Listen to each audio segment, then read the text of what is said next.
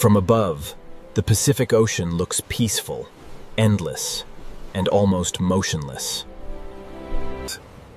But beneath this beautiful ocean surface, the planet is not still. The ocean hides a world of pressure, heat, stone, and movement. What seems like silence is only the surface of a much larger story. We now descend into the Pacific Ocean, where the hidden power begins. Above us, the ocean is bright.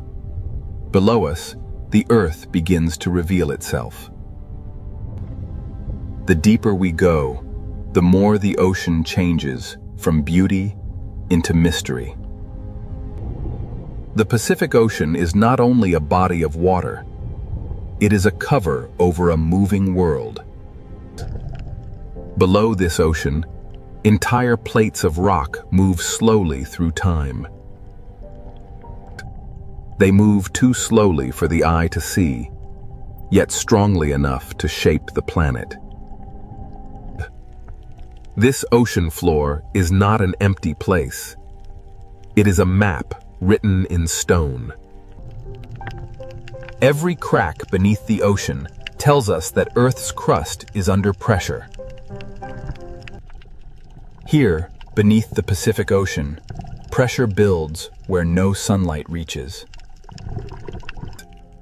The surface above may be calm, but this hidden ocean floor is constantly changing. If the ocean water vanished, the Pacific would not look smooth at all. It would reveal mountains, trenches, fracture zones, and scars carved into the ocean floor.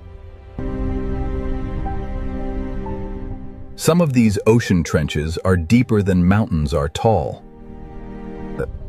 These are not empty holes in the ocean. They are places where Earth's crust bends downward. At the edges of the Pacific Ocean, one plate can be forced beneath another. This slow descent is the beginning of the Ring of Fire. The Ring of Fire is not a perfect circle of flames. It is a horseshoe of geological pressure around the Pacific Ocean.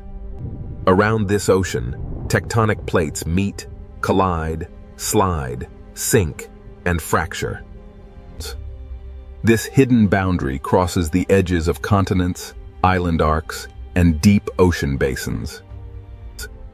Volcanoes rise here because the ocean floor is being recycled into the planet. Some volcanoes reach the sky as islands. Others remain hidden forever beneath the ocean. The ocean hides much of Earth's volcanic power from human eyes. Here, fire does not need the open air. It can build new rock beneath the sea. Under the Pacific Ocean, heat, water, and stone meet in darkness. The seafloor itself seems to breathe where Earth's interior reaches the ocean.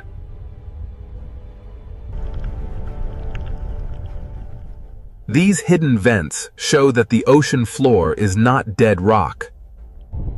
Even in darkness, the ocean can turn heat into life. The same force that creates life here can also store enormous danger. Along these boundaries, the ocean floor can become locked in place. The plates keep trying to move, but friction can hold them together.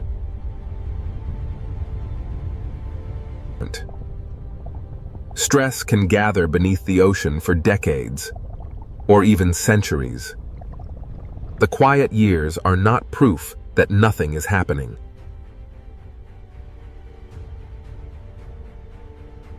When a locked boundary finally breaks, slow motion becomes sudden release. This is how the hidden ocean floor can become the source of a powerful earthquake. If the movement is strong and shallow beneath the ocean, the water above can be displaced. A tsunami does not begin as a wall of water. It begins when the seafloor moves. In deep ocean water, this energy may pass almost unseen. The Pacific Ocean can look peaceful while a force is already crossing it. This is the danger of the hidden ocean floor. What happens below can travel far beyond the source. The Ring of Fire connects trenches, volcanoes, earthquakes, and ocean waves into one vast system. And it is not a single doomsday switch. It is a long chain of active tectonic edges. The scale is difficult to imagine because the ocean hides almost everything. From below, the Pacific Ocean feels like a lid over a restless planet. The world above sees waves. The world below holds the engine.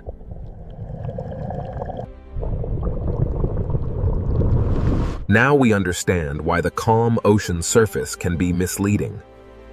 Beneath the Pacific Ocean, stone descends, melts, rises, locks, and waits.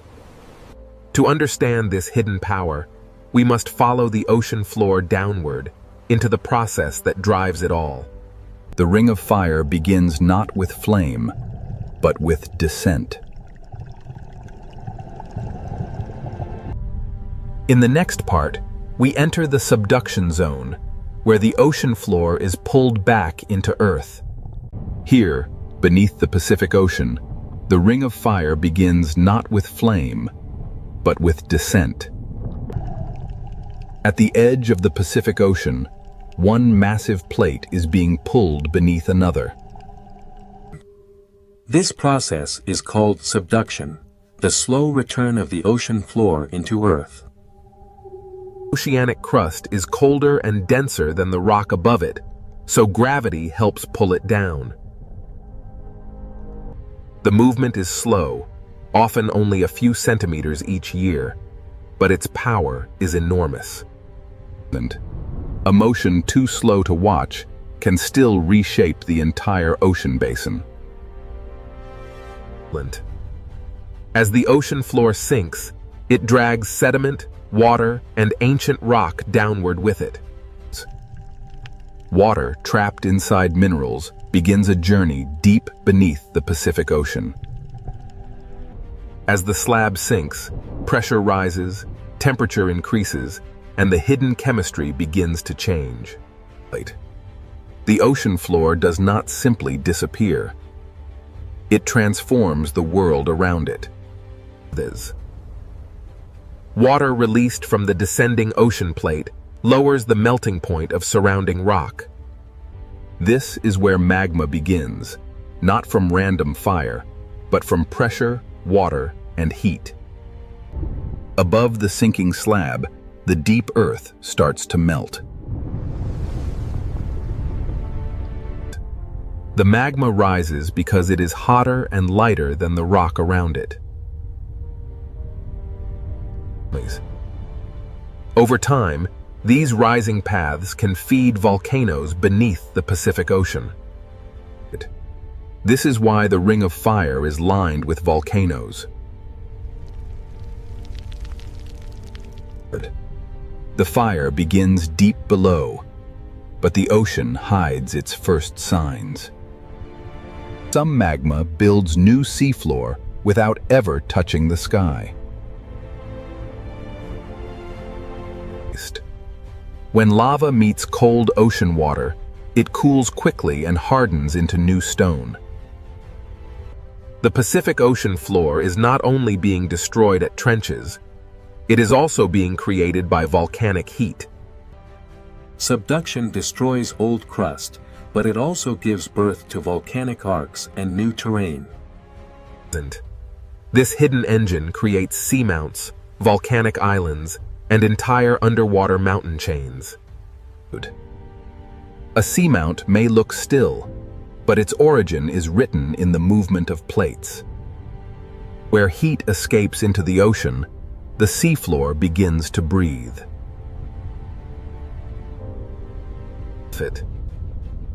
Hydrothermal vents are signs that Earth's interior is reaching into the ocean. Minerals carried by hot water build chimneys in the darkness of the Pacific Ocean.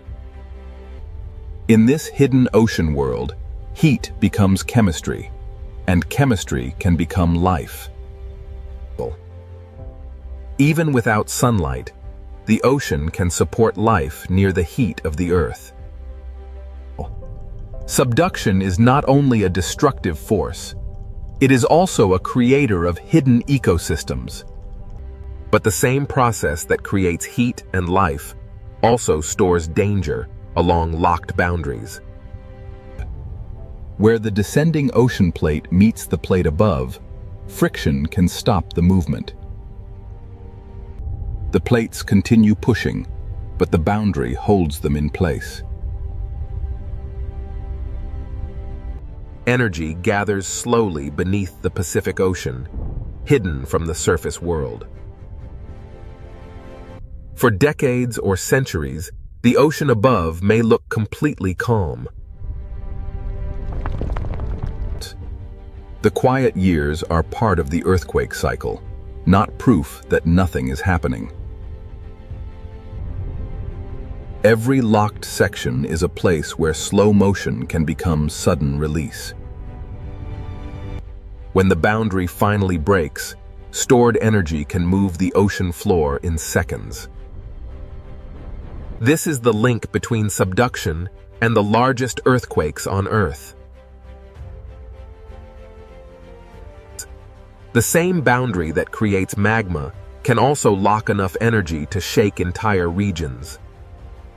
The subduction connects the deepest trench, the hidden magma, the volcano, and the earthquake.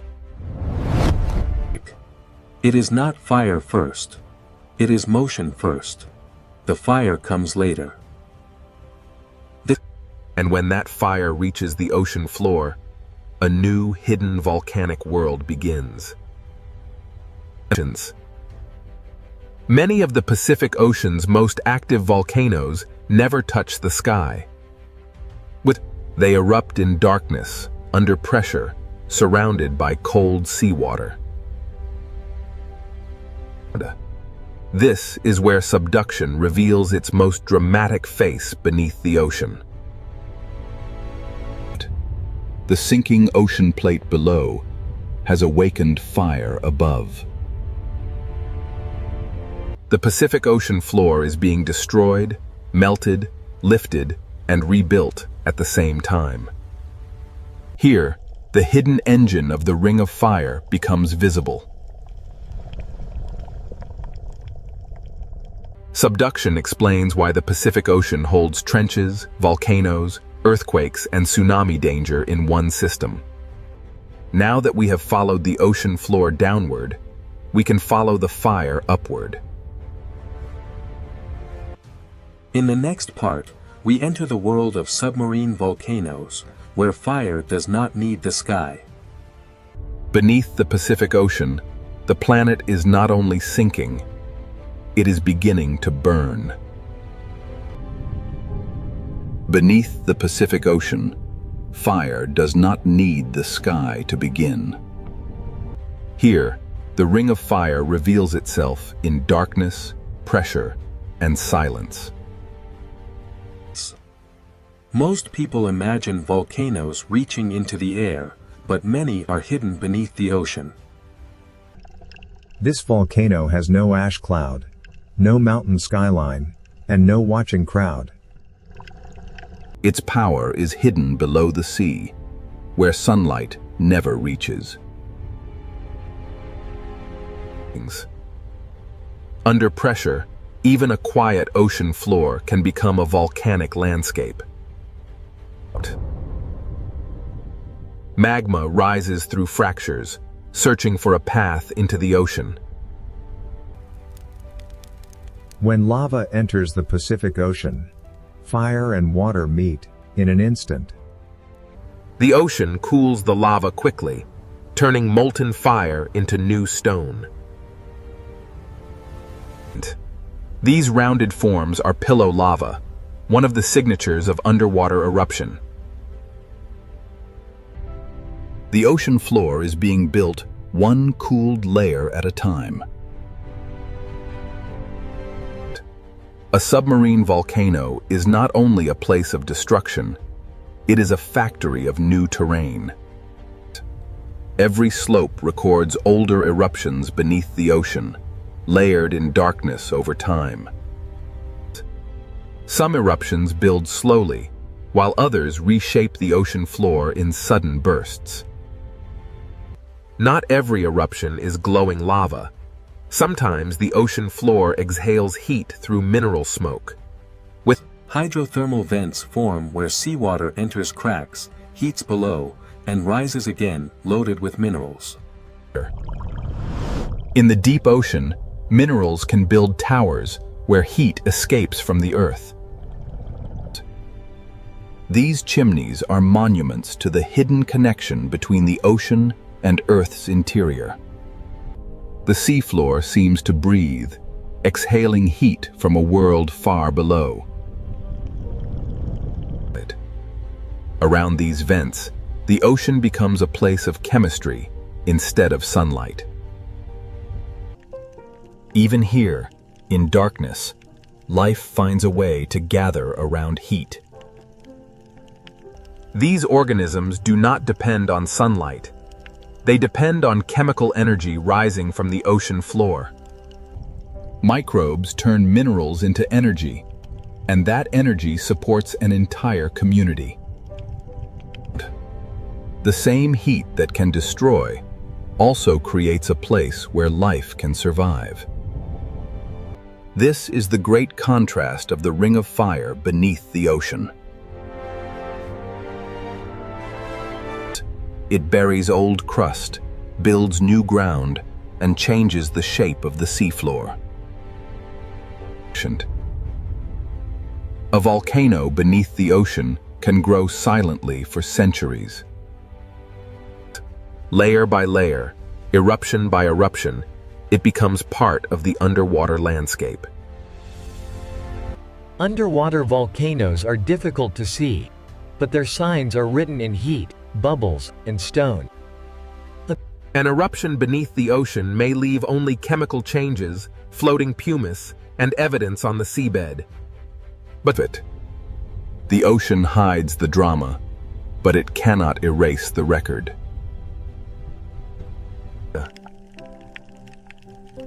After the heat passes, the ocean floor keeps the memory of eruption. New rock is born hot, then sealed quickly by the cold Pacific Ocean. Here, time is layered across the ocean floor. Submarine volcanoes can build, collapse, fracture, and rebuild beneath the waves. Even underwater, volcanic slopes are shaped by instability and pressure. Gas, heat, and pressure rise through cracks long after an eruption begins to fade. The volcano becomes a living machine of rock, water, heat, and chemistry. This hidden world proves that destruction and creation are not separate beneath the ocean. Life gathers at the edge of heat, where the deep ocean should seem impossible. Above the vents, the Pacific Ocean remains cold and silent, hiding everything below. From the surface, none of this fire can be seen. The ocean hides not just one eruption, but a long history of volcanic change.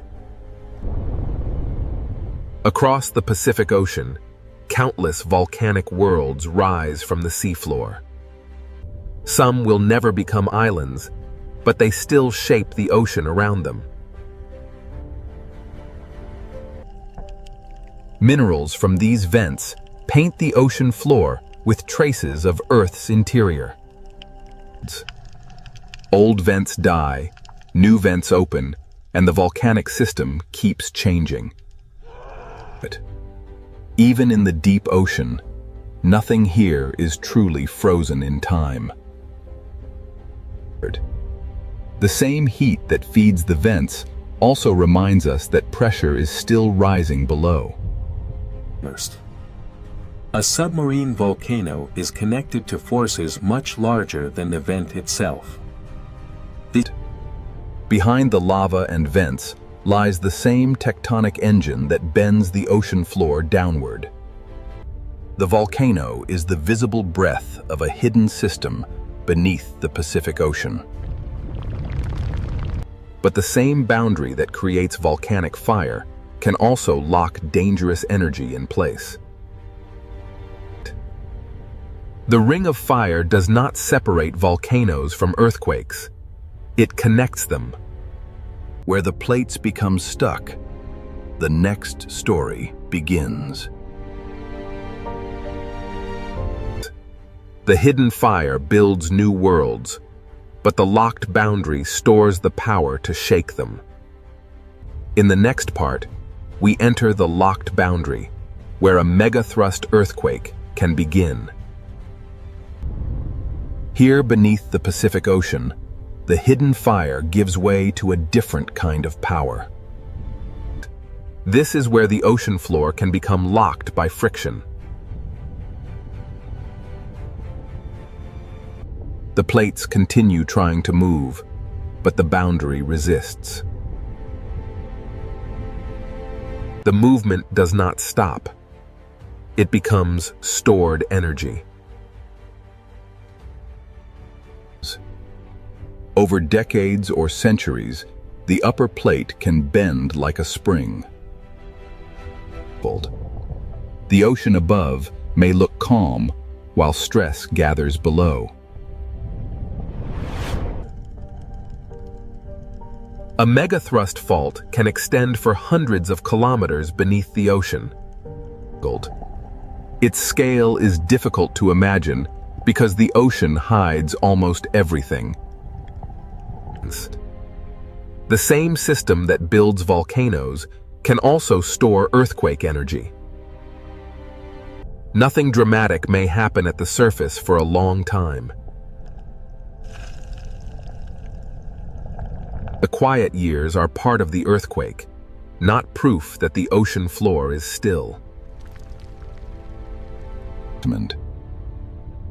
Stress leaves small signs before the great release. Gas, pressure, and motion reveal that something deep below is changing. The boundary is locked, but the force behind it keeps pushing. This is the silent tension of the Pacific Ocean. Like a compressed spring, the ocean floor holds energy until the locked section can no longer resist. Then, in seconds, the locked boundary begins to fail. The release starts in one place and races through the boundary. A vast section of Earth's crust can move in moments.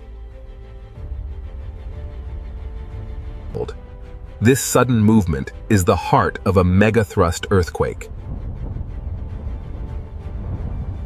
The shaking begins below the ocean, where no city lights can see it. The rupture can travel across an enormous fault surface.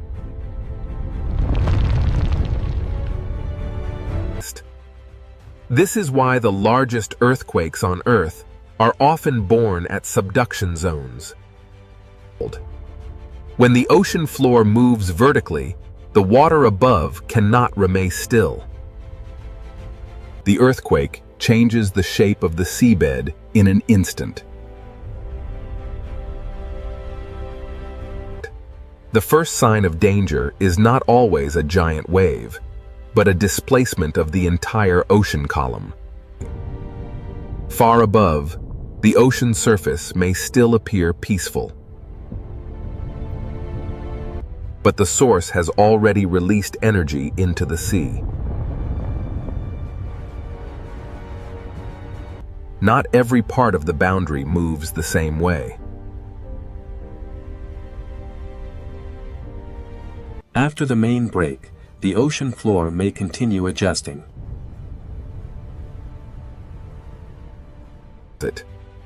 Each adjustment reminds us that an earthquake is not a single simple moment.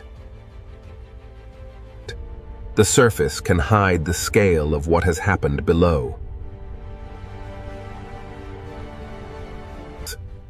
The earthquake leaves behind a landscape of broken rock, lifted sediment, and changed pressure. A fault scar on the ocean floor is the visible wound of hidden energy release. If enough seafloor moves upward or downward, the ocean itself begins to respond. This is the moment when an earthquake can become something more than shaking. The entire column of ocean water can be disturbed from seafloor to surface. A movement in darkness can send energy toward distant coastlines. In deep water, this energy may travel almost unseen. The rupture may last only moments, but the consequences can travel across the ocean. Subduction, friction, rupture, and displacement are linked in one hidden chain. Even after one section breaks, other parts of the ocean boundary may continue to store energy. This is why the Ring of Fire must be understood as a long-term system, not a single event. The Earth is not angry. It is releasing stress stored in stone. From above, the Pacific Ocean may still look unchanged. But beneath that calm ocean surface, the seafloor has already moved. The danger of a megathrust earthquake is not only the shaking. When the ocean floor shifts vertically, the sea above it can be lifted. This is how the hidden earthquake can become a tsunami.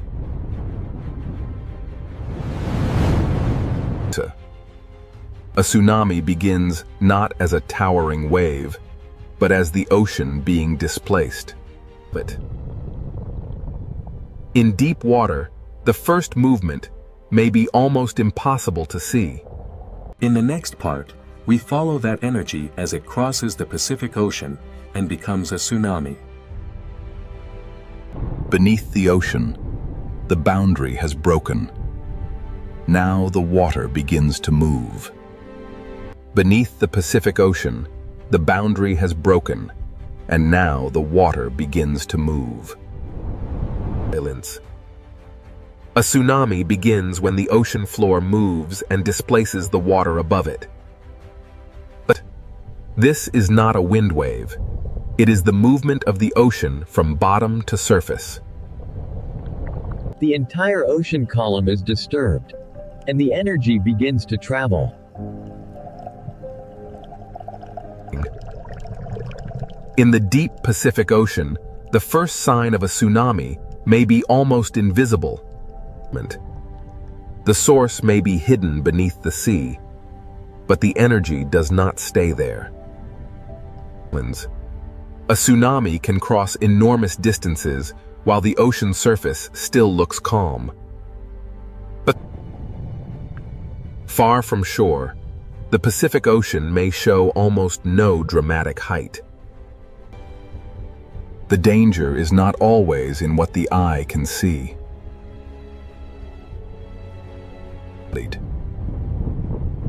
The wave is long, fast, and filled with energy.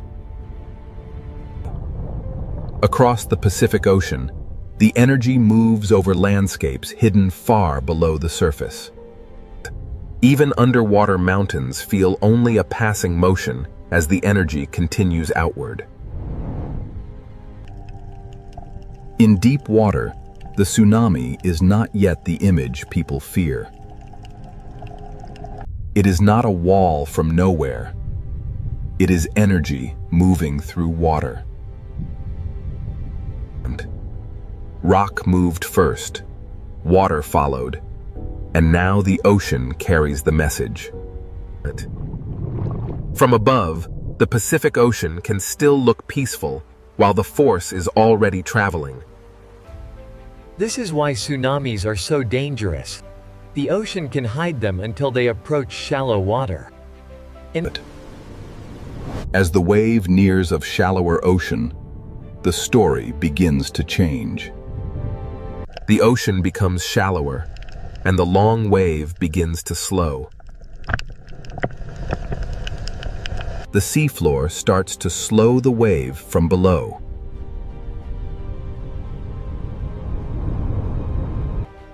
As the wave slows, its energy is squeezed into a smaller space. The hidden motion begins to grow into visible force. Near shore, the ocean floor feels the change first. The energy that was almost invisible in deep water now begins to rise. The ocean surface changes because the whole water mass is being forced upward. What was low and fast in deep water becomes higher and more dangerous near shore. A tsunami near shallow water is not just a wave. It is a moving mass of ocean. Sometimes the first warning is a strange retreat of the sea. When the ocean pulls away suddenly, it can be a sign that a stronger surge is coming. The ocean does not always announce danger with height. Sometimes it begins with motion. Then the sea returns with the energy gathered across the basin. The force is not only above the surface, it moves through the full depth of the water.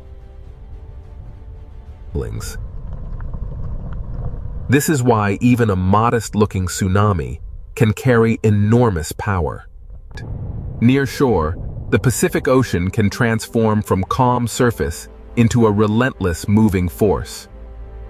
The source may be far away, but the result can arrive with little time to react. Below the surface, the tsunami is a current as much as a wave. The shape of the ocean floor can focus and strengthen the moving water. Every coastline receives the energy differently because every seafloor is shaped differently. A tsunami is physics. Rock moves, water is displaced, and energy spreads. The chain begins at the ocean floor and ends wherever the energy reaches shallow water. To understand a tsunami, we must connect the quiet surface to the hidden seafloor. The ocean remembers the movement long after the first rupture has passed. One movement in darkness can send waves across thousands of kilometers of ocean. This is why the Pacific Ocean demands understanding, not panic. Fear alone does not save lives. Understanding the mechanism does. Science cannot stop the ocean floor from moving, but it can listen. Warnings begin with measurement, observation, and respect for the ocean. The more we understand the deep ocean, the better we can live with an active planet. The Pacific Ocean is dangerous because it is alive with movement, but it is also readable. After the surge, the ocean may look peaceful again. But beneath that calm blue surface, the same geological system continues to work. The tsunami is not separate from the volcano, the trench, or the earthquake. It is one chain of motion beneath the Pacific Ocean.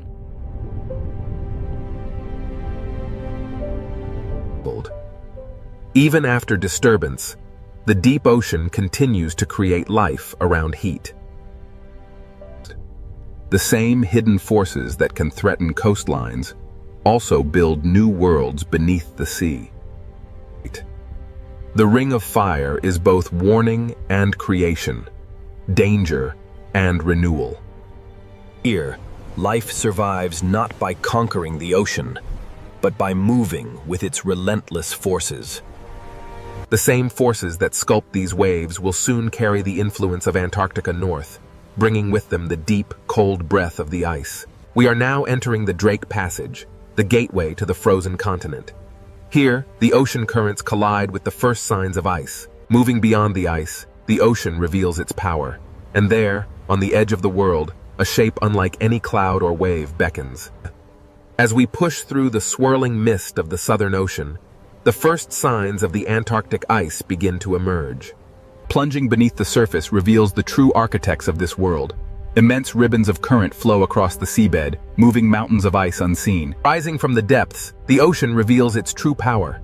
The living wind of the Drake Passage gives way to the silent majesty of Antarctic ice. Here, the Drake Passage reveals itself as a living system. We move now towards the story of the ice. Emerging from the mist of the violent Southern Ocean, the first giants appear. Blue and white sentinels, beginning their long voyage north. Emerging through the mist, the great glacier stands silent, a wall of frozen history, while the dark waves crash below. Against these walls of blue ice, the waves of the Southern Ocean spend their fury, a timeless battle between water and frost. Antarctica holds its secrets in the ice, a vast, frozen memory, contrasted by the restless sea.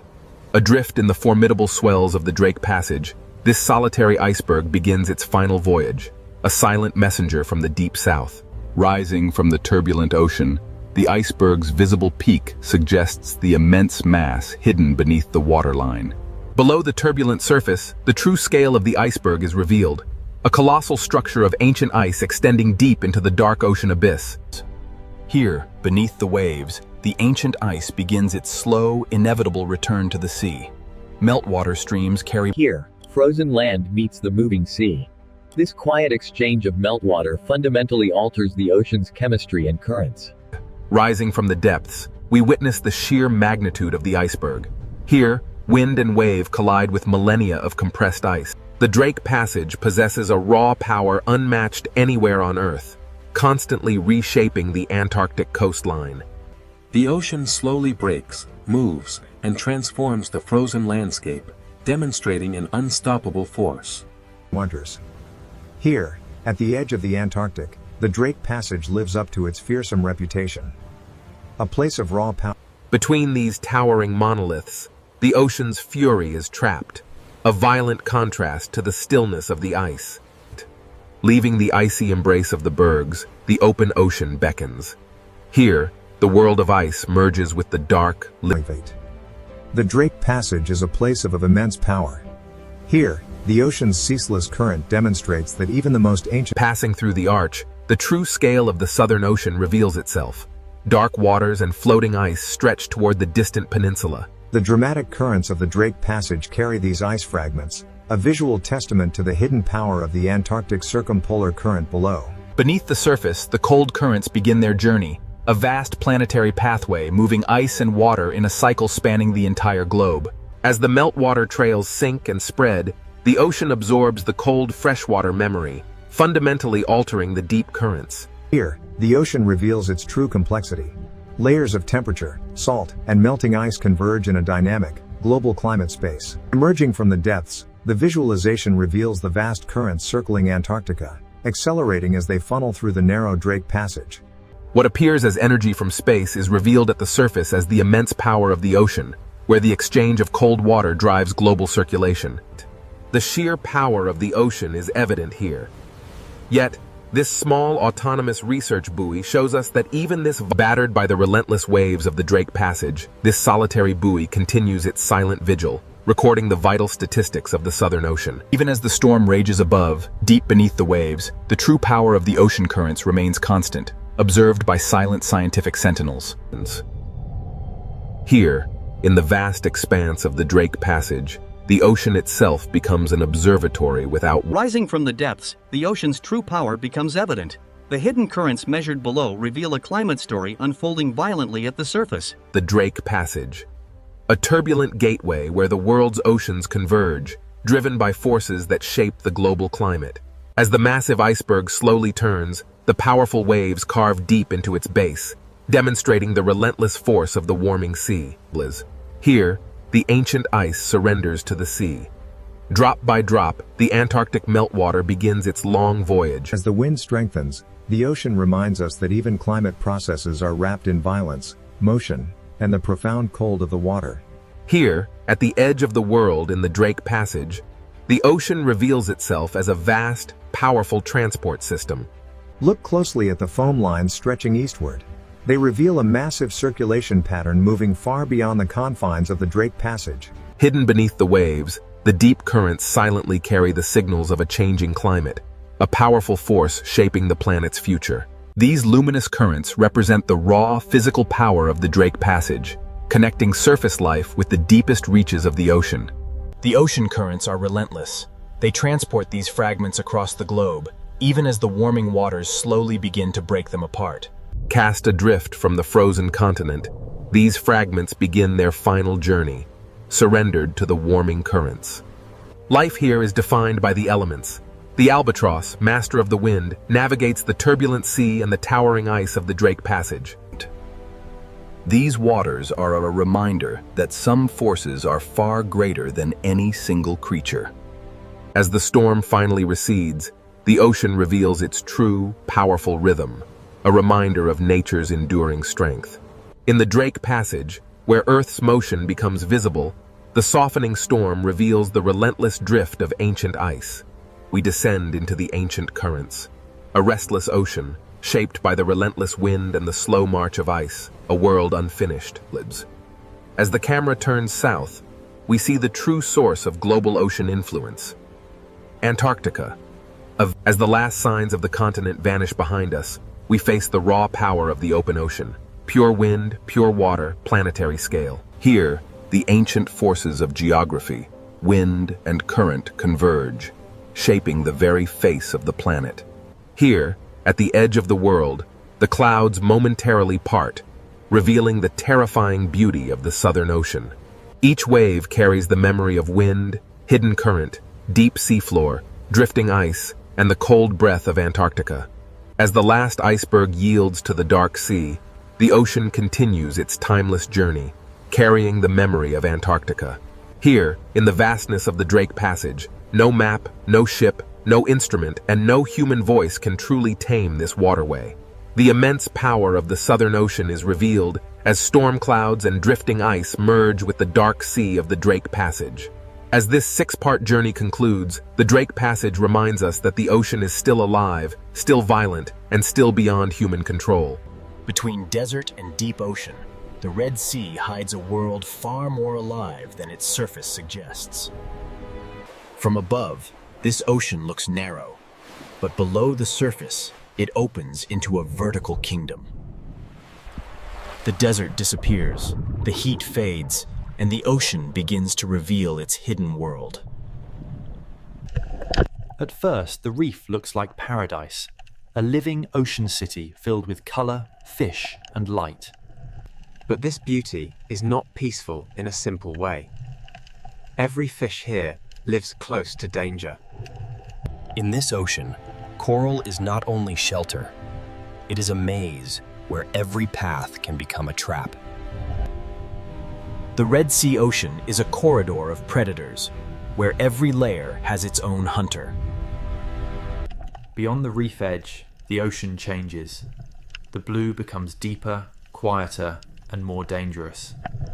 Hammerheads patrol the blue, reef sharks guard the walls, barracudas wait in the current, and silent hunters hide below. So who truly rules this narrow ocean corridor?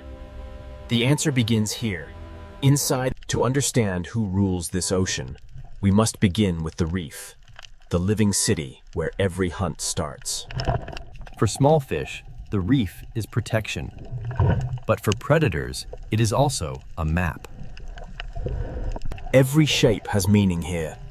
A narrow branch can save a fish, and a narrow passage can guide it toward danger. In this ocean, fear moves faster than teeth. One shadow can change the entire reef. The reef does not simply hold life, it organizes life, forcing fish, hunters, and currents into patterns. Even the open sand is part of the ocean's design. It looks empty, but hidden hunters may be waiting below. Power in the ocean does not always come from above. Sometimes it waits silently beneath the floor. The Red Sea Ocean is narrow from above, but underwater it rises in layers, and each layer has its own danger. Where the reef ends, the blue begins. And in that open ocean, a different kind of ruler moves. This is why the question is not only which creature is strongest. The real question is, which predator controls which layer of the ocean? Beyond the reef wall, the Red Sea Ocean opens into a deeper world, where distance itself becomes power. The hammerhead does not need to rush. Its shape alone tells every fish that the open ocean is not empty. Its strange head is not a mystery of design. It is a living sensor built to read the ocean. This predator connects layers, from coral walls to deeper water, from visible reef to hidden blue. The Red Sea Ocean is not only narrow, it is vertical, and the hammerhead uses that vertical world. Down here, the reef is no longer a city of color. It becomes a memory of light above the hunter. Its presence travels ahead of its body. The fish feel the pressure before the shadow fully arrives. The hammerhead may rule the blue edge, but the reef itself still protects those fast enough to read the warning. In this ocean corridor, even after the shadow leaves, the behavior of the reef has already changed. But the hammerhead does not rule the coral itself. Closer to the reef, another hunter keeps the ocean city alert. But the hammerhead does not rule the coral itself. Closer to the reef, another hunter keeps the ocean city alert. A reef shark does not need violence to command attention. Its patrol alone sends a warning through the ocean. Here, power is rhythm. The shark follows the wall, and the fish reshape themselves around its path. The reef gives fish places to hide, but it also gives predators routes to follow. A single shark can turn open water into risk, and a safe path into a difficult choice. Not every reef shark moves the same way. Some patrol the edge, while others wait inside the hidden architecture of coral. In the Red Sea Ocean, even a resting predator changes how fish use space. In shallower ocean light, another reef shark carries the same message. The open edge is never neutral. These sharks do not simply hunt fish. They shape the behavior of every fish that shares the reef. Reef sharks rule the patrol line, but above the coral and inside the current, another predator waits like a silver blade. Reef sharks rule the patrol line, but above the coral, another predator waits in perfect stillness. Barracuda do not command the ocean by size. They command it by timing, patience, and sudden speed. In this narrow ocean corridor, stillness can be more frightening than motion. One break in the pattern, and the quiet ocean becomes a chase. The reef saves some fish, but the open water always demands a price for hesitation. But not every hunter in the Red Sea Ocean needs speed. Some rule by waiting inside the reef itself. The grouper does not need the whole ocean. It only needs one cave, one ledge, and one careless fish. Below the reef, the ocean hides another kind of power, silent, flat, and almost impossible to see.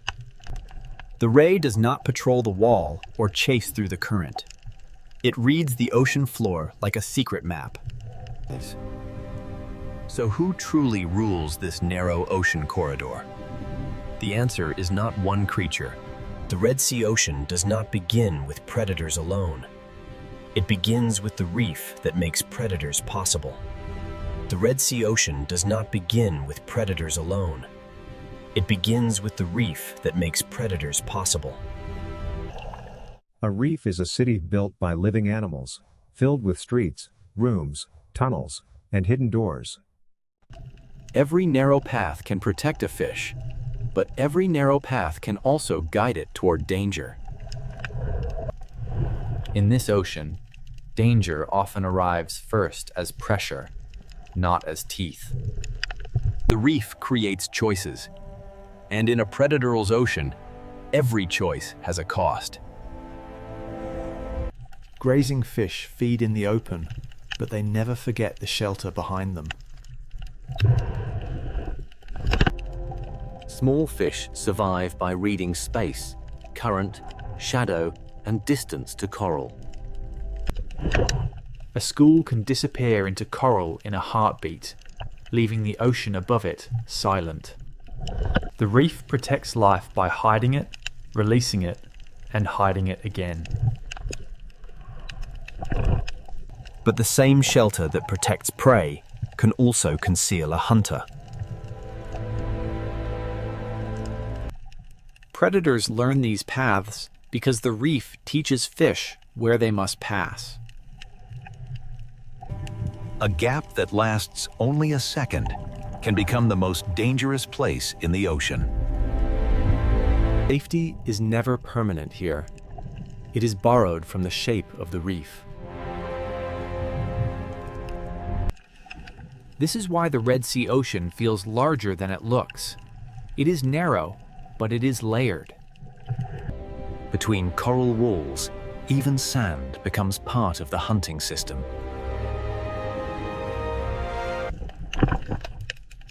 What looks empty from above may be crowded with hidden life below.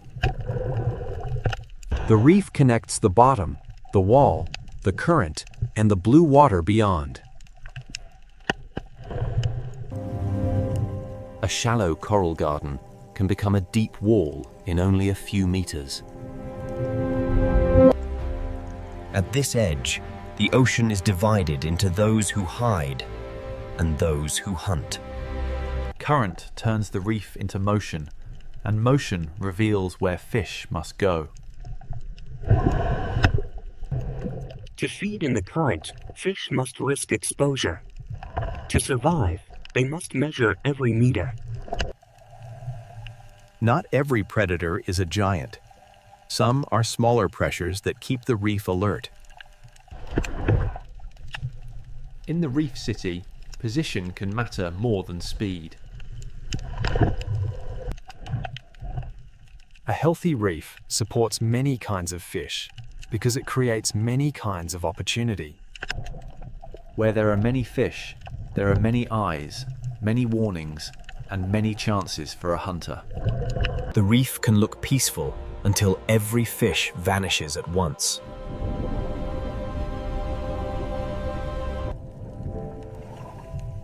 Survival here is a rhythm of leaving, hiding, and returning.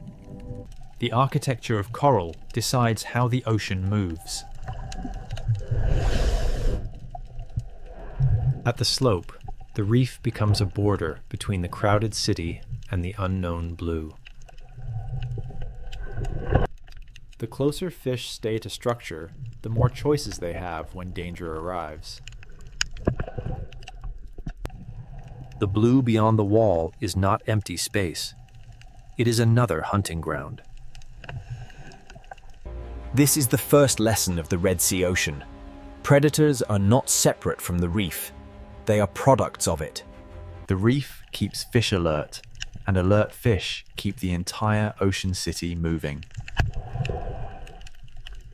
Every meal is a calculation. How far from shelter? How long in the open?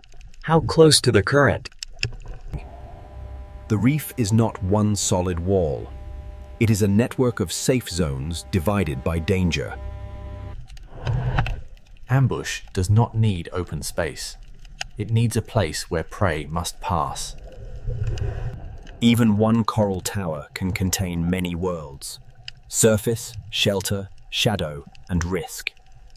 The more complex the coral, the more complex the hunt becomes. A healthy reef creates density, and density brings both abundance and danger. Where current touches coral, food arrives, fish gather, and predators learn to wait. Where current touches coral, food arrives, fish gather, and predators learn to wait. Above the coral is opportunity. Inside the coral is safety. Between them is the risk that shapes every fish.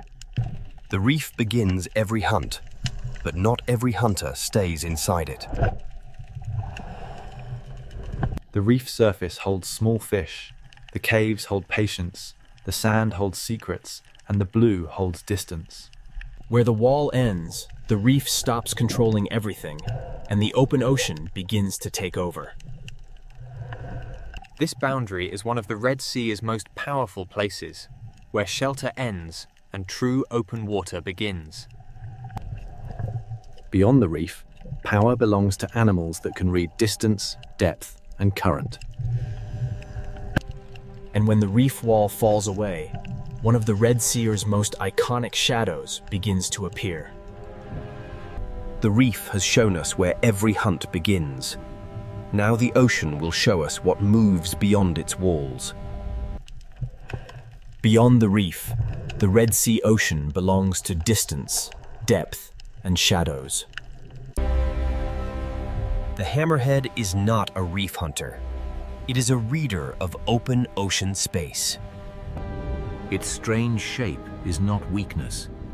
It is a tool built to sense the hidden signals of the ocean. Here, the coral city fades, and the ocean becomes a map of current, depth, and motion. The Red Sea is narrow from the sky, but underwater it falls into a vertical world. A predator that can move through depth has access to a larger world than a reef-bound hunter. This is the hammerhead's power. Not only strength, but access to many layers of the ocean. It follows invisible roads where current carries scent, movement, and the possibility of prey. The hammerhead does not need to enter the reef to make the reef feel watched.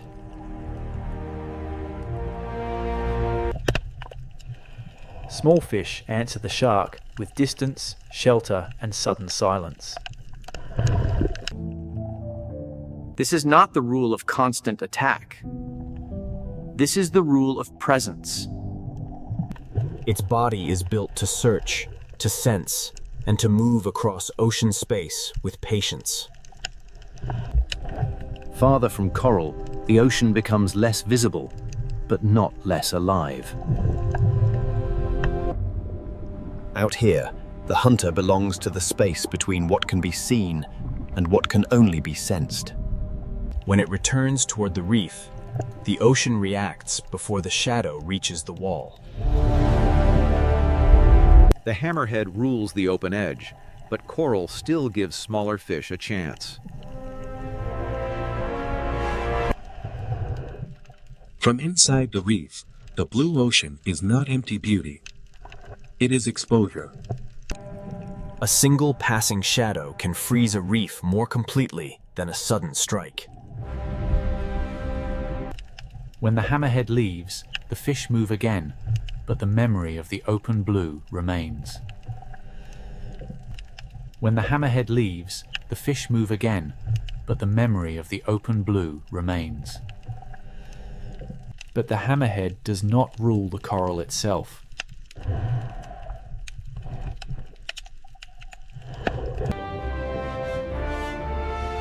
Closer to the reef, power moves in a different rhythm. Here, the reef shark becomes the moving pressure along the coral border.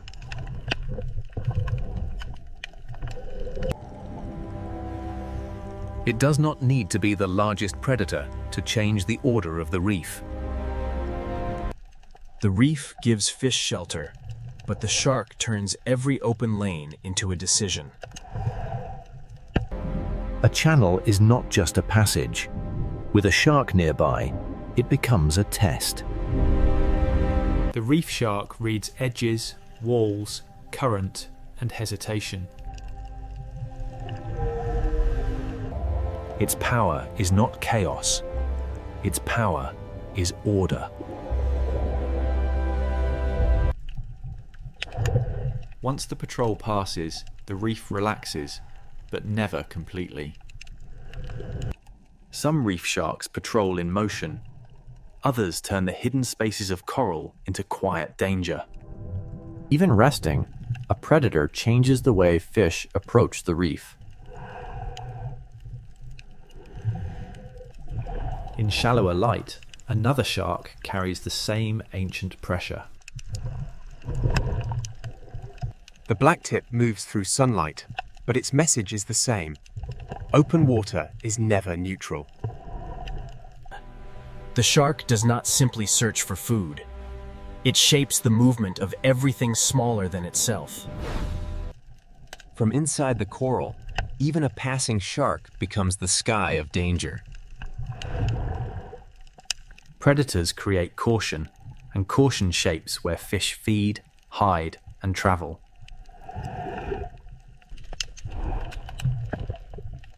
This is why reef sharks matter, even when they do not strike. Walls, channels, slopes, and currents give sharks edges to follow. The reef learns the rhythm of patrol, and every fish inside it learns to answer.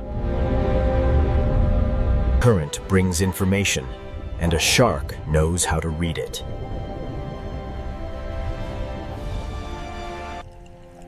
Here, the Red Sea's narrow shape does not limit life. It compresses it. Reef sharks rule not by owning every space, but by making every space matter. But the patrol line is not the only zone of power. Above the coral, in the open lanes of the ocean current, another hunter waits for one perfect moment. The hammerhead rules the blue edge.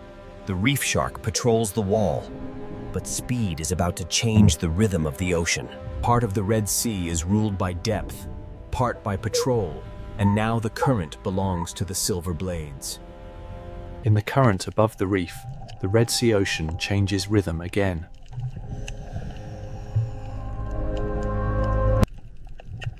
Barracuda do not rule by size. They rule by stillness before speed. The ocean looks calm, but every fish beneath them is calculating distance to shelter. For prey, the reef is safety. For barracuda, the space just outside it is opportunity. A current can become a corridor, and a corridor can become a trap. One instant of hesitation, and still water becomes a chase. The reef saves the quick, but the open ocean punishes the separated.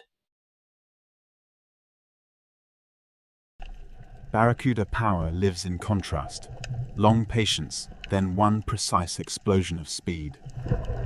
Where current touches coral, food gathers, fish gather, and predators learn the timing. The current feeds the reef, but it also exposes every fish that moves too far from shelter. In this layer of the ocean, Power belongs to the animal that knows when not to move. A school survives by becoming one body, one turn, one warning. Barracuda do not chase chaos. They look for the one place where order breaks. A few meters of separation can turn a bright ocean lane into danger. Speed is not only movement, it is the ability to arrive before escape becomes possible. After every burst, the ocean returns to stillness, but every fish remembers the cost of drifting apart. The reef shark controls the wall, but barracuda control the open lane above it. Their bodies are built for clean acceleration, with no wasted movement and no warning. The barracuda waits like a blade, because the ocean will bring the moment to it. Around it, the reef moves, the fish move, the current moves. The hunter waits. The fish know the roof of the ocean can become a strike from above. In the Red Sea, the same current that brings food also brings risk. Barracuda are not the only fast hunters here. The current attracts many predators built for sudden pursuit. Trevally bring weight to speed, turning the open lane into a moving wall of pressure. Every fast predator makes the reef more valuable to the fish that can reach it. Here, speed has many shapes, each one reading the same current in a different way. The open lane rewards hunters that can cross distance before prey can organize. But among these fast hunters, barracuda remain the masters of the sudden moment. The reef creates the passage, the current sets the direction, and the barracuda waits where both become one. This is not random hunting. It is structure, timing, and reaction. In the rule of reaction time, survival belongs to those who turn first. Speed rules the open lane, but coral still rules the final refuge. This is why no predator controls the whole ocean. Each ruler has a boundary. After the chase, the reef becomes more cautious, more organized, more alive to danger. Predators shape the ocean even when they do not feed.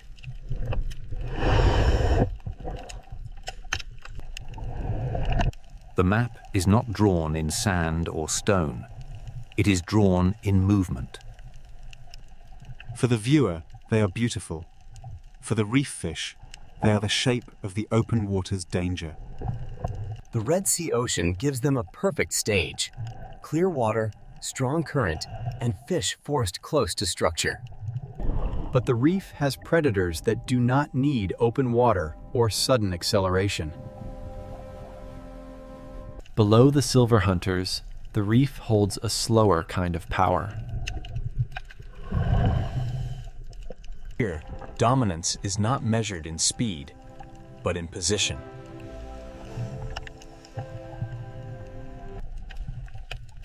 A cave can be shelter. It can also be a mouth in the architecture of the reef. After the speed of the current, the Red Sea Ocean now reveals the power of waiting. The current belongs to the silver blades, but the caves belong to hunters that never need to chase. To understand the next ruler of the Red Sea, we must leave speed behind and enter the shadows. In the next layer, the Red Sea Ocean will show us that silence can be just as dangerous as speed. Here, the Red Sea Ocean leaves speed behind and enters the kingdom of patience. The grouper does not need open ocean speed. It controls one place completely. Its greatest weapon is not only its body, it is position. The reef builds the stage, and the grouper chooses the best place on it. A predator does not need to strike to control the movement of fish. This is ownership through stillness, a small kingdom ruled by waiting. In the reef, the most dangerous distance can be the last few inches. A ledge is not just rock. It is a boundary between visibility and surprise. The Red Sea Reef is full of doors, but not every door leads to safety. The grouper's world is not wide like the hammerheads, but inside this structure, its control is complete. And in smaller cracks of the same ocean city, another hidden hunter waits. The moray does not need a wide territory. It turns a crack in the reef into danger. In this layer of the ocean, visibility belongs to prey, but concealment belongs to the hunter. The reef does not only create shelter for fish, it creates invisibility for predators. Every fish that passes this crack must decide how close is too close. Inside the reef, the ocean becomes a maze of safe routes and forbidden openings. Some predators dominate by making fish avoid spaces they cannot see into. The reef gives life many exits, but every exit opens into another risk. Grouper and moray share the same lesson. In the reef, structure can be stronger than speed. But not all hidden power waits inside the coral.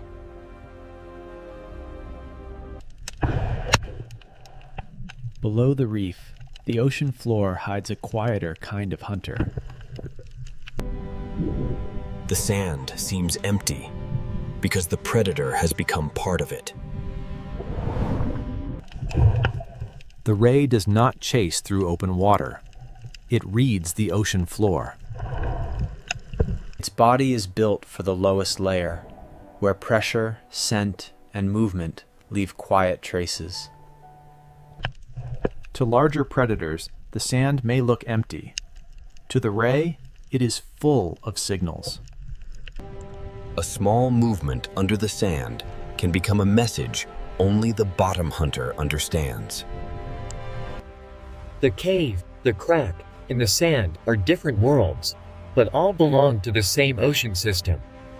Power does not always cast a shadow overhead. Sometimes it waits beneath a thin layer of sand. The danger disappears not because it leaves, but because it becomes invisible again. The sand is not a gap between important places. It is an entire layer of the hunt. In this lower world, the hunt happens through contact, pressure, scent, and patience. Each hidden predator controls a different part of the reef's lower architecture. The grouper holds the cave, the moray holds the crack, and the ray reads the sand. For a small fish, one journey across the reef can pass through several kingdoms of danger. This is not chaos. It is a layered order built by coral, sand, and patience. The Red Sea is not ruled from one throne. It is divided into many small territories. Some rulers move across great distance. Others make one small place dangerous every day. But none of these hunters owns the whole ocean. Each rules only the layer it understands best. Now the answer becomes clearer. The Red Sea is not a kingdom of one predator, but a system of many layers. The hammerhead owns the blue edge, the reef shark patrols the wall, the barracuda controls the current, and the hidden hunters rule the structure below. Above all of them, the reef itself writes the rules. It creates shelter, ambush points, current breaks, sand borders, and the density of life that makes predators possible. To ask who rules the Red Sea is really to ask who controls which layer. The final answer is not hidden in one bite, one cave, or one shadow. It is hidden in the balance between them. In the final layer, the Red Sea Ocean will reveal that dominance is not a crown. It is balance. After all these layers, the answer begins to emerge. The Red Sea is not ruled by one creature. It is ruled in layers. It owns the open edge, but it does not own the reef itself. The reef shark rules the patrol line, making the coral edge a place of constant calculation. Its power is not only what it eats, but how every fish moves when it appears. Above the coral, the barracuda rules the moment when stillness becomes speed. In the open lane, reaction time can become the difference between survival and disappearance. Inside the reef, the grouper rules by patience and position. It does not need to cross the ocean. It makes one cave dangerous every day. The moray rules the cracks, where invisibility becomes control.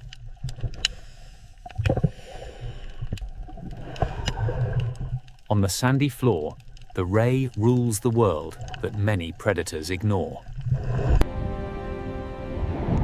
It reads the floor the way a shark reads open water. Each predator rules a place, but none of them rules the entire ocean alone. The real structure is not a throne. It is a map of layers. For small fish, survival means knowing which layer belongs to which hunter. Predators create caution. Caution shapes movement.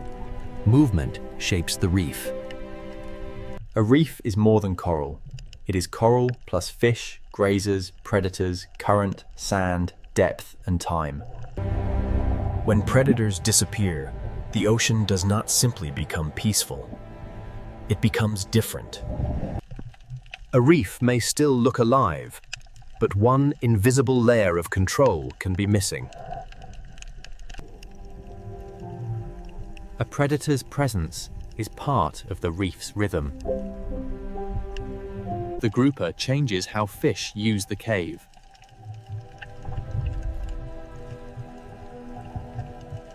The barracuda changes how fish hold together.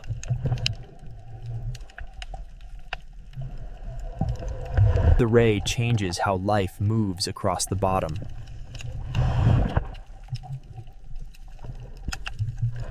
Each predator is a warning, a boundary, and a force in the movement of the reef. Balance does not mean peace without danger. Balance means every role still exists. The Red Sea is narrow, but vertically it becomes an entire world. Its narrow shape does not limit life. It compresses life into intensity. Coral, current, sand, caves, and depth all sit close enough for predators to share the same corridor. A fish does not experience the ocean as scenery. It experiences the ocean as choices. Even in calm water, the reef remembers danger. A hammerhead may own the blue edge. A reef shark may patrol the wall. A barracuda may control the open lane. A grouper may hold the cave. A moray may guard the crack. A ray may read the sand. But the system belongs to all of them, and to none of them alone.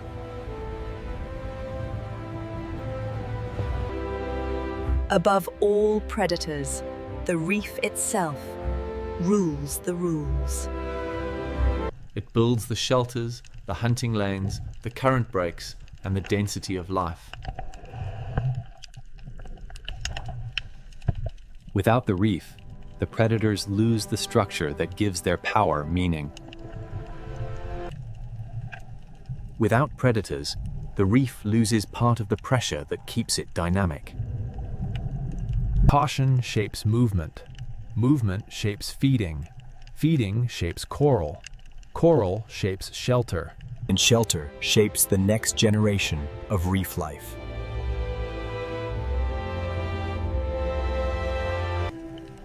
This is the Red Sea's real power. Not one monster, but a living network. Dominance here is not noise. It is pressure moving quietly through every layer.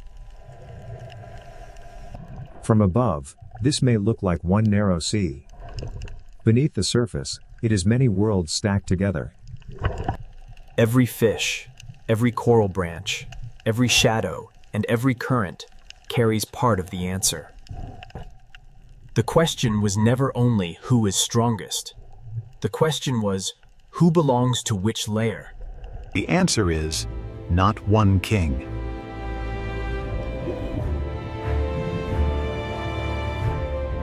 The Red Sea is ruled by balance, fragile, ancient, and moving quietly through every layer of the reef. A hammerhead may own the blue edge, but the blue edge is only one part of the story. A reef shark, a barracuda, a grouper, a moray, and a ray each hold a different piece of power. But no piece is the whole ocean. The real ruler is the relationship between them.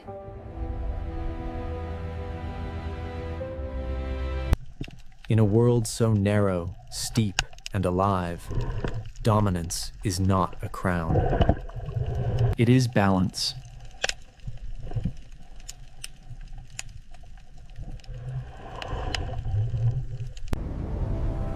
In northern Norway, land does not end gently. It breaks apart into fjords. Here, the ocean is not scenery. It is the force that decides where life can remain. The coast is shaped by wind, ice, and ocean, and every edge feels exposed to the next storm. In winter, the light can fade for weeks, and the ocean turns almost black beneath the Arctic sky. Small fishing villages cling to the ocean's edge, as if one more storm could pull the world into the dark water below. These houses do not stand apart from the ocean. They survive by staying close to it, and by respecting its power. The ocean gives fish movement, memory, and danger. It feeds the coast, then tests it without warning. This is not the soft coastline of a warm sea. It is a place of cold currents, rough weather, and sudden life. The ocean cuts into the land through fjords, carrying salt, cold, food, and the rhythm of survival. From above, the coast looks frozen and severe. But beneath the ocean's surface, nothing is still. The secret of this coast begins below the waves, where the ocean moves long before life becomes visible. Above the sea is wind and ice. Below the sea is current, darkness, and hidden energy. In this cold ocean, life begins quietly, almost invisibly, in the movement of water and light. The smallest life in the ocean prepares the way for fish, birds, whales, and people. When the ocean gathers enough food, small fish arrive, and the silence begins to change. A single fish is fragile, but in the ocean, thousands can move like one living body. The Arctic Ocean teaches life to move together, to read pressure, shadow, current, and danger. Above the sea, wings begin to gather. Below the sea, silver movement calls the coast awake. The birds read the ocean from above, searching for the first signs that fish have risen. Even the wind becomes part of life here, lifting wings above the restless ocean. The fjord looks silent from far away, but the ocean beneath it is beginning to concentrate life. Then, from the cold ocean, a breath appears, proof that giants have followed the fish. The ocean has sent a signal, and the largest hunters in these waters are beginning to answer. Nothing here is random. The ocean gathers prey, and every predator must arrive at the right moment. The same fish that shine beneath the sea also lift life into the sky.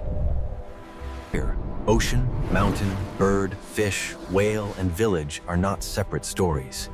They belong to one system. Northern Norway is alive because warm and cold meet at the edge of the ocean. The sea gives, and the sea tests. It opens the coast, then closes it with storm and ice. People do not conquer this ocean. They build beside it, waiting for weather, fish, and season to allow life forward. A harbor here is more than shelter. It is the thin line between the village and the open ocean.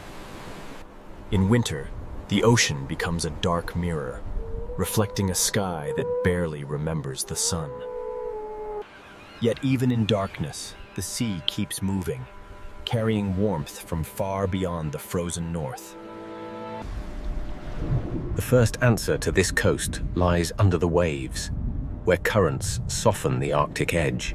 Warm Atlantic water pushes north into a polar world, and the ocean becomes a living boundary.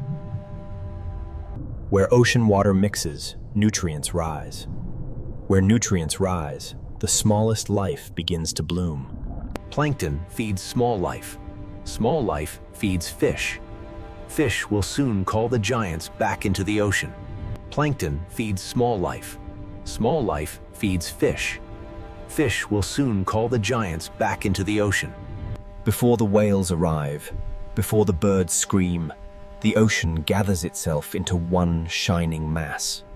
The fjord becomes a stage, and the sea prepares the first great drama of winter.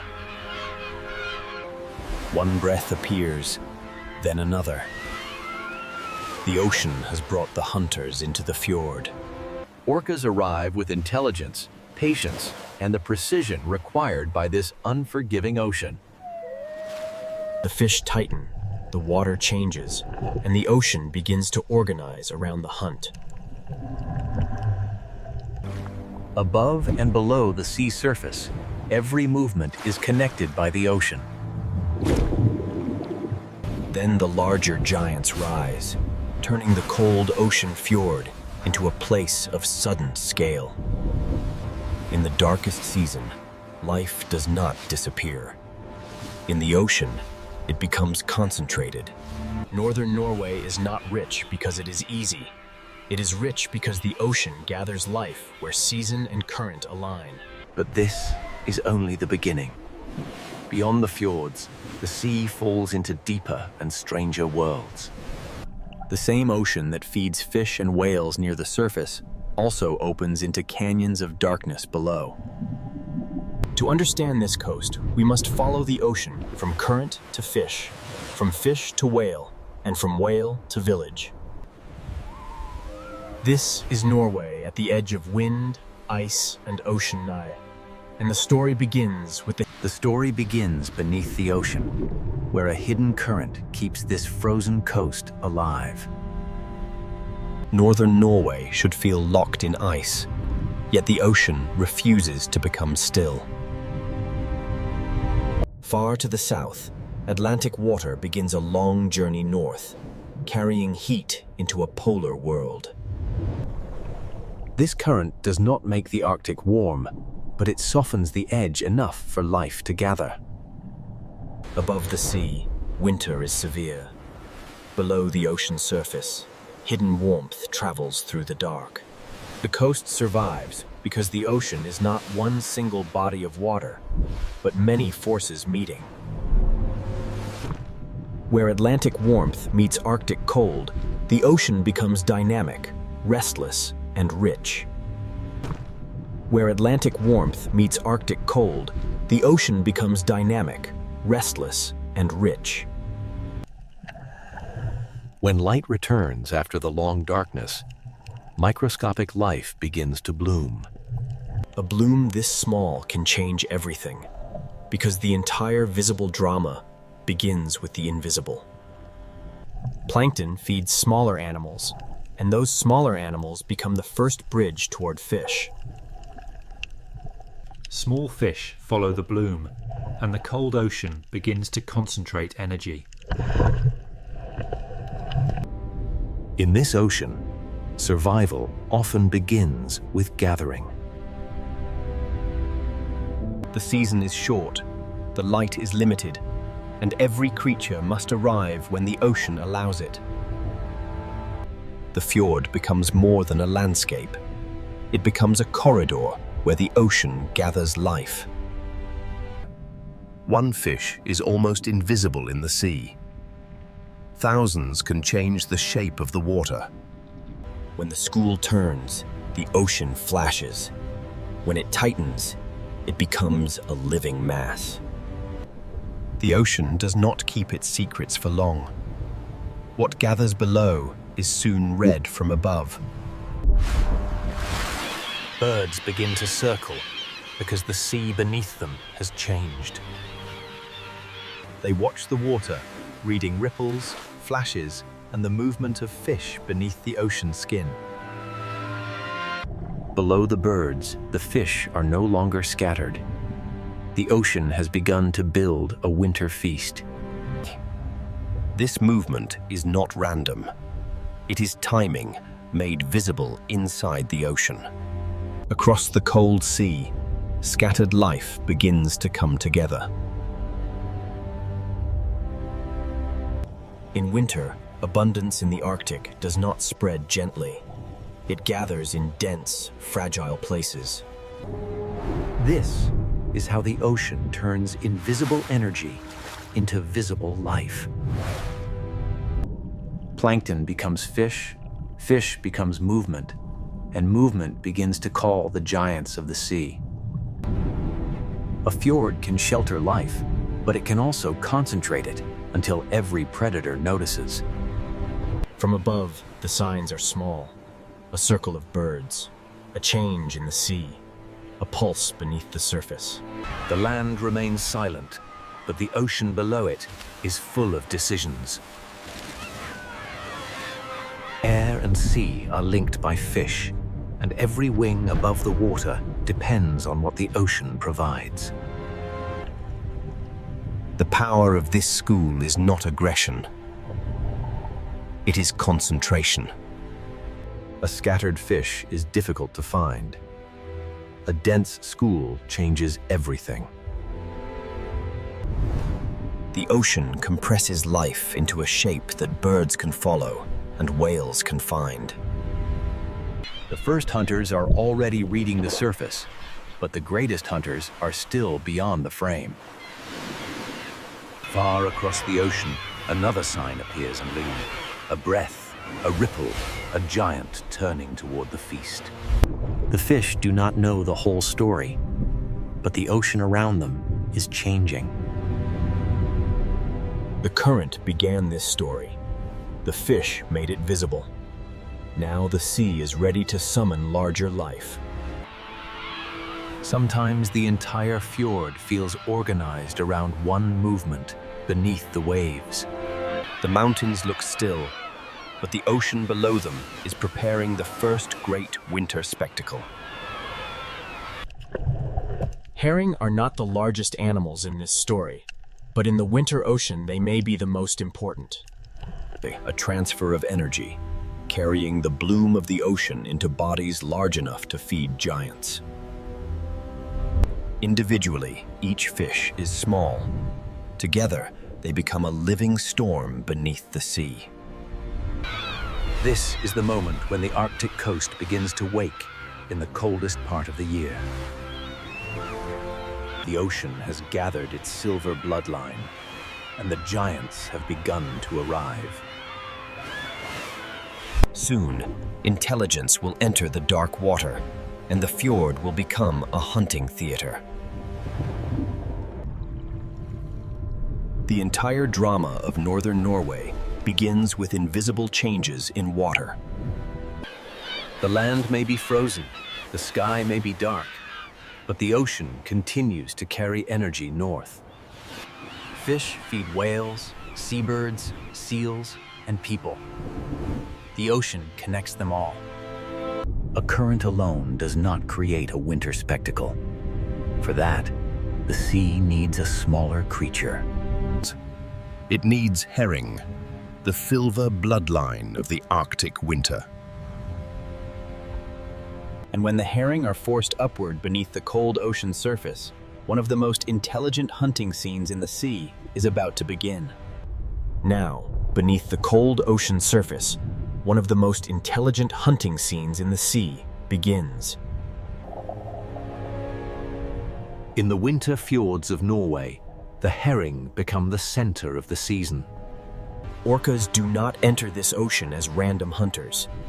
They arrive with memory, coordination, and purpose.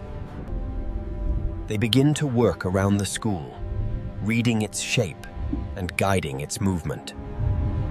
The herring respond as one body, folding inward as pressure builds from every side. The power of the orca is not speed alone. It is strategy. Above the water, birds follow the signs. Below the sea, the hunt is being arranged. The fjord becomes a single connected world, with fish, whales, birds, and mountains in one frame. Movement, bubbles, and pressure turn the open ocean into a carefully shaped trap. To the viewer, it may look chaotic, but inside the sea, every movement belongs to a pattern. A tail strike breaks the order for a moment, and the silver wall shivers through the ocean. The school tightens again, because in this ocean, scattered life is fragile. At the surface, black fins cut through the cold ocean, like signals from another intelligence. The birds know what the ocean is hiding, and the orcas know how to bring it within reach. The scene becomes almost architectural, a structure built from pressure, movement, and fear. The herring form a living sphere, and the orcas hold the boundaries of the sea around it. The herring form a living sphere, and the orcas hold the boundaries of the sea around it. The land looks silent, but the sea below it is full of decisions. But the orcas are not the only giants drawn into the fjord. Humpback whales bring a different kind of force, slower, larger, and immense. Where the orca shapes the school with precision, the humpback rises with scale. At first, there is only a shadow moving upward through the ocean. Then the surface changes, and the fjord seems to hold its breath.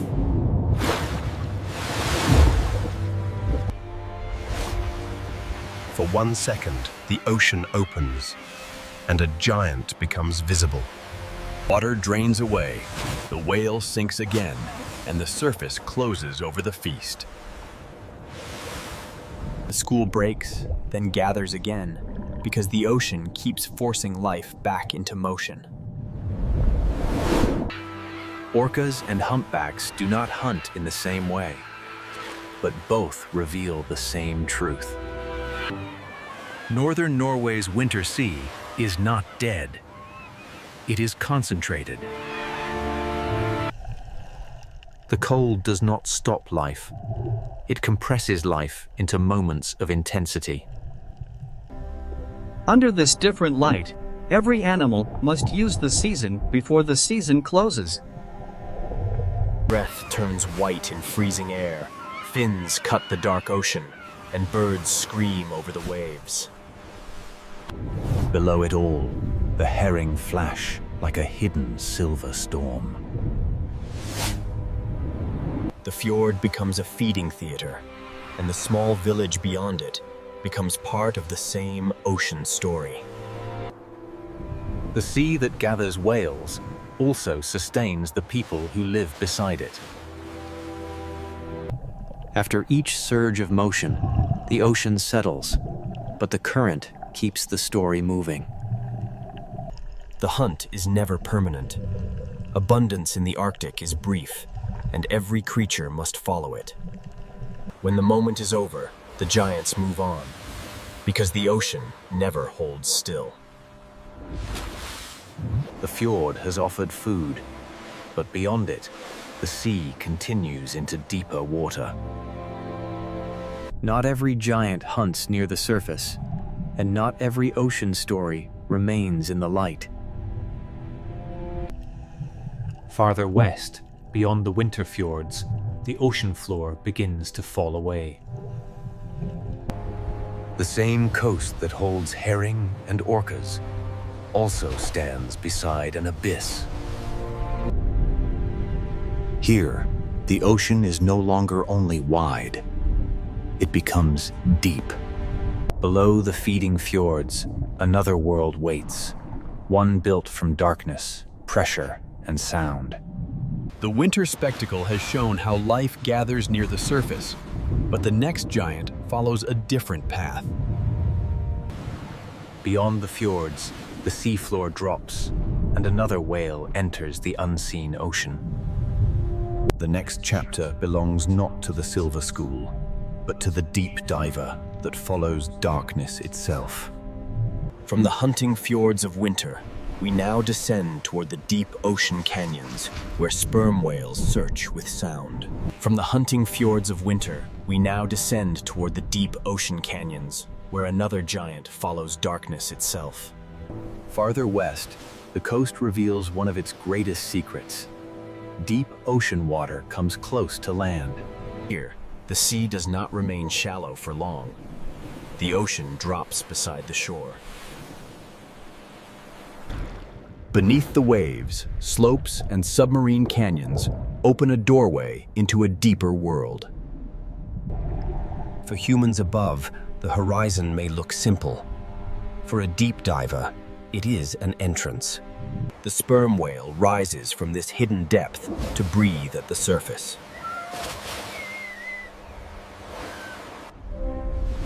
This is not a hunter of the shallow herring fjord. It is a giant built for vertical journeys. Before the dive, the whale waits and breathes, gathering oxygen for a world without light. Its body seems almost still, but every breath prepares the descent.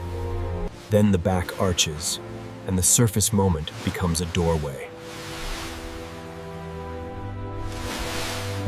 The raised tail is like a door closing between the world of air and the world of depth. Below the surface, the whale leaves the human world almost completely. The water turns from blue to deeper blue, then toward black. Light fades quickly here, and pressure begins to shape every movement. In this deep ocean, sight becomes less important than sound. The sperm whale sends clicks through the ocean and listens for echoes in the dark. Those echoes become a way to read the unseen. The coastline is dramatic above water, but below the sea, the drama continues downward. The seafloor falls, depth opens, and a mammal of air enters a world of pressure. Above is the coast of villages and storms. Below is the acoustic world of the sperm whale. Somewhere in this darkness, squid and other deep-water prey move beyond human sight. The hunt is rarely seen, but the idea of it gives this ocean its weight.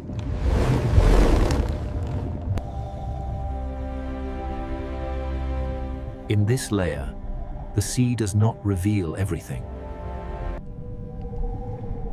The sperm whale carries one of the ocean's most powerful natural sonar systems. Each click searches the darkness, returning fragments of shape, distance, and direction. This is not the fast silver chaos of the herring fjord. It is slower. In northern Norway, the village and the abyss can be neighbors. On the surface are boats, weather, birds, and light. Beneath are canyons, pressure, and sound. The human world floats above, while the whale moves through a depth human senses cannot survive. After the descent, the whale must return to air. The journey is vertical, from breath to darkness and back again. Every dive reminds us that this coast is not only horizontal, but layered. The whale rises toward a world of wind, cliffs, islands, and winter ocean. Then the breath returns, and the hidden world briefly touches the surface. For a moment, the deep diver becomes visible again, and the ocean closes its secret behind it. Vesterålen matters because it shows how close deep ocean systems can come to the human coast. A village may stand beneath snowy peaks, while a whale searches the abyss nearby. The shore and the deep are not separate worlds here. In places like this, they are neighbors. Life exists along the coast, but it also hangs above a layered ocean. At the surface are breath storms and light. Below are slopes, squid, pressure, and sound. The deep whale does not need the fjord theater. It belongs to a darker stage. But life here does not only rise from the ocean depths. It also clings to stone, where the ocean sends food upward into wings. Along the northern coast, cold cliffs become vertical cities beside the sea. Along the northern coast, cold cliffs become vertical cities beside the sea. From the abyss of sperm whales, we turn to the crowded cliffs where the sea becomes flight. From the abyss of sperm whales, we turn to the crowded cliffs where the sea becomes flight. Along the northern coast, stone cliffs become cities because the ocean below can feed them. At first, the cliff looks like cold stone. Then the ocean reveals it as a vertical city. Every ledge is a place of balance, where life clings between rock, wind, and ocean. The sea feeds them below, but the cliff gives them a place to return.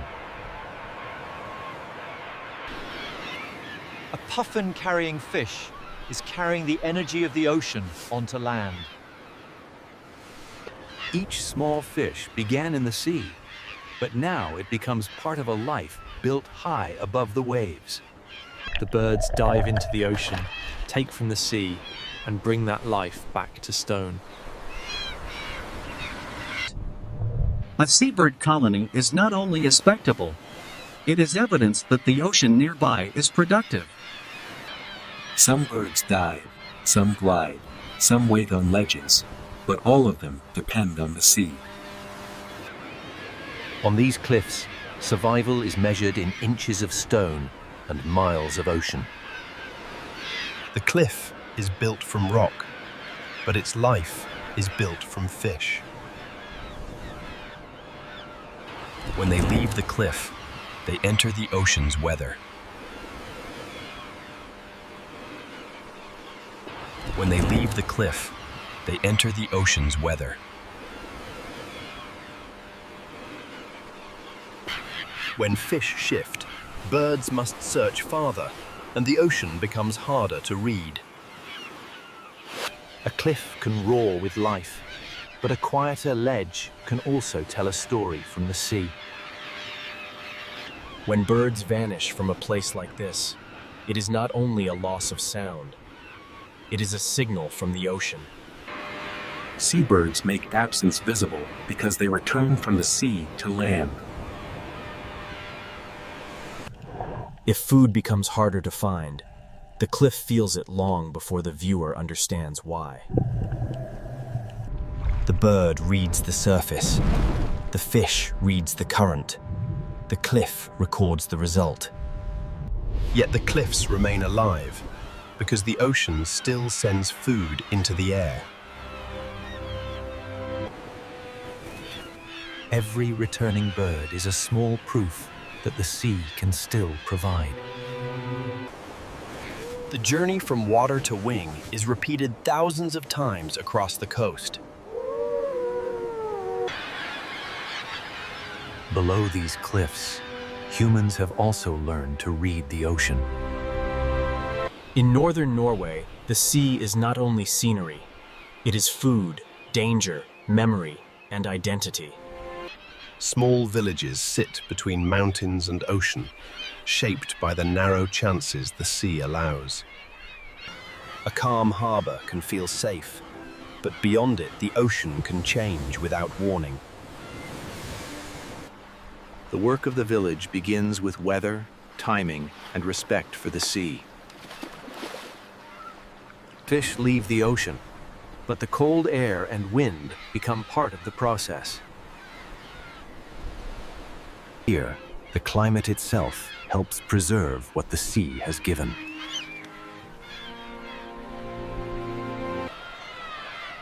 The village is not separate from nature.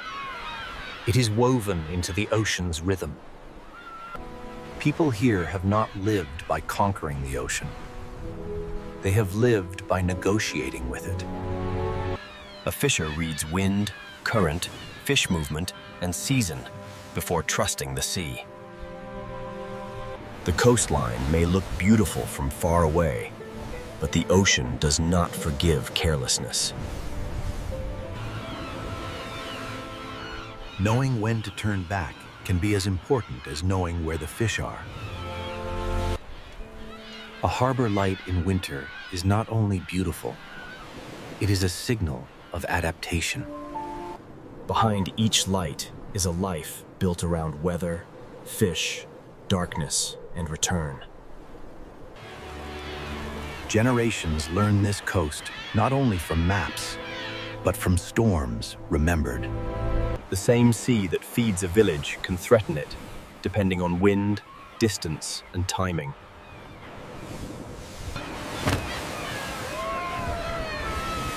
The ocean gives and tests in the same breath. Birds, fishes, whales, and villages all read the same water in different ways. Beneath the harbour, the food web continues, quiet and essential. The village survives because the ocean remains alive beyond what the eye can see. To live here is to know when to leave, when to wait, and when to return. The return to harbor is part of the rhythm, as important as the journey out. This human layer keeps the coast from becoming only a wilderness postcard. The birds return to ledges, the boats return to harbor, and both returns depend on the sea. Northern Norway is a coastal system where ocean productivity climbs into wings and settles into villages. Everything here depends on reading the ocean accurately. The whale reads fish. The bird reads the surface. The fisher reads the wind. But this relationship is changing because the Northern Ocean is changing its rhythm. Fish may shift, seasons may move, and old knowledge must adapt to a sea that no longer behaves exactly as before. For the birds, for the whales, and for the people, survival depends on the ocean's pattern. And now, across the far north, ice is retreating, seasons are shifting, and the Arctic Sea... Across the far north, ice is retreating, seasons are shifting, and the Arctic Sea is beginning to change its rhythm. Less ice does not simply mean more open ocean. It changes the boundary between Arctic cold and Atlantic warmth. Warmer, saltier water can move farther north, reshaping where life can gather. The change is not always dramatic in a single frame, but the ocean remembers every small shift. This is not a simple disaster scene. It is a rhythm slipping out of its old timing. This is not a simple disaster scene. It is a rhythm slipping out of its old timing. For fish, temperature can influence movement, growth, spawning, and where the next meal will be found. If the fish move, everything that follows them must also move. For seabirds, the question becomes how far they must fly before the ocean offers food. A quieter cliff is not only a quieter cliff. It may be a message from the sea. A quieter cliff is not only a quieter cliff. It may be a message from the sea. When the food web shifts beneath the surface, the change rises into the air. For whales, the location of prey decides where the journey must go.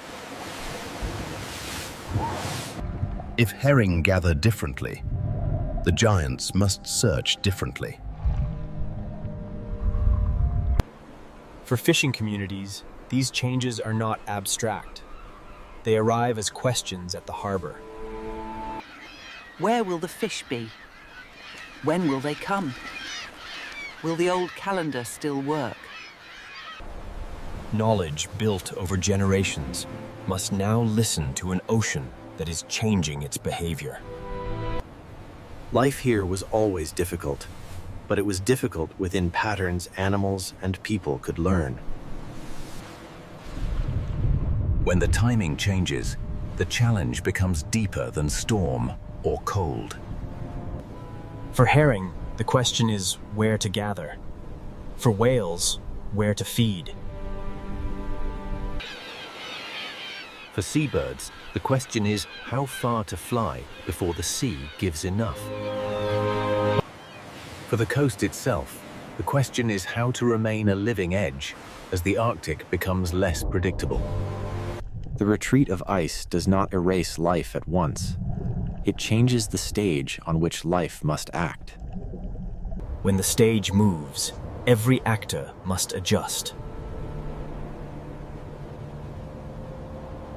Warm currents, cold seas, herring, whales, seabirds, fishing villages, and retreating ice all belong to one story. Northern Norway is not the edge of life. It is one of its most delicate centers. Northern Norway is not the edge of life. It is one of its most delicate centers. Everything depends on reading the edge correctly, Stokely, the edge between land and sea. The edge between Atlantic warmth and Arctic cold still shapes the life above it. The edge between winter darkness and returning light decides when the ocean can bloom. The edge between abundance and hunger may begin with light no wider than a season. Whales do not come because people hope to see them. They come when the ocean gathers food. Orcas follow herring. Humpbacks arrive when the season offers enough prey. Sperm whales use deep ocean waters where sound can find what sight cannot. Sperm whales use deep ocean waters where sound can find what sight cannot. Humans are part of this system too, reading weather, current, fish movement, and season. A family drying fish in cold air is using the climate as part of the process. A harbor light in winter is not only beautiful, it is a sign that life has adapted. A harbor light in winter is not only beautiful, it is a sign that life has adapted. Edges are where forces meet. Warm water and cold water, mountains and fjords, birds and cliffs, whales and herring. Life here becomes precise because it must. A whale must be where the fish are. A bird must find food before the season turns. A fisher must choose the right day to leave harbor, because the ocean remembers every mistake. This precision is not weakness, it is wisdom. The animals do not fight the Arctic Ocean as if it were an enemy. They use what it gives. Wind becomes flight. Cold water becomes a feeding ground. Darkness becomes a season of whale breath and herring movement. Fjords become shelter. Canyons become hunting routes. The people here do the same. They build low against the wind and place villages near protected water. They follow fish, respect weather, and understand that the sea is never only a view.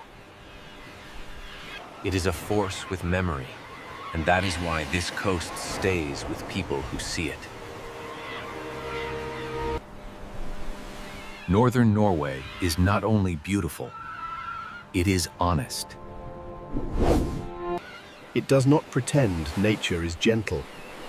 It shows that life can continue in severe places. To live at the edge is not to be far from life. It is to live where life must become most aware. A school of herring can call whales back into dark fjords. A cliff can hold thousands of wings above a winter ocean. A warm Atlantic current can keep the northern coast open when the land around it is frozen. A small village can survive for generations, not by overpowering the sea, but by learning its rhythm. Here, every form of life is reading something.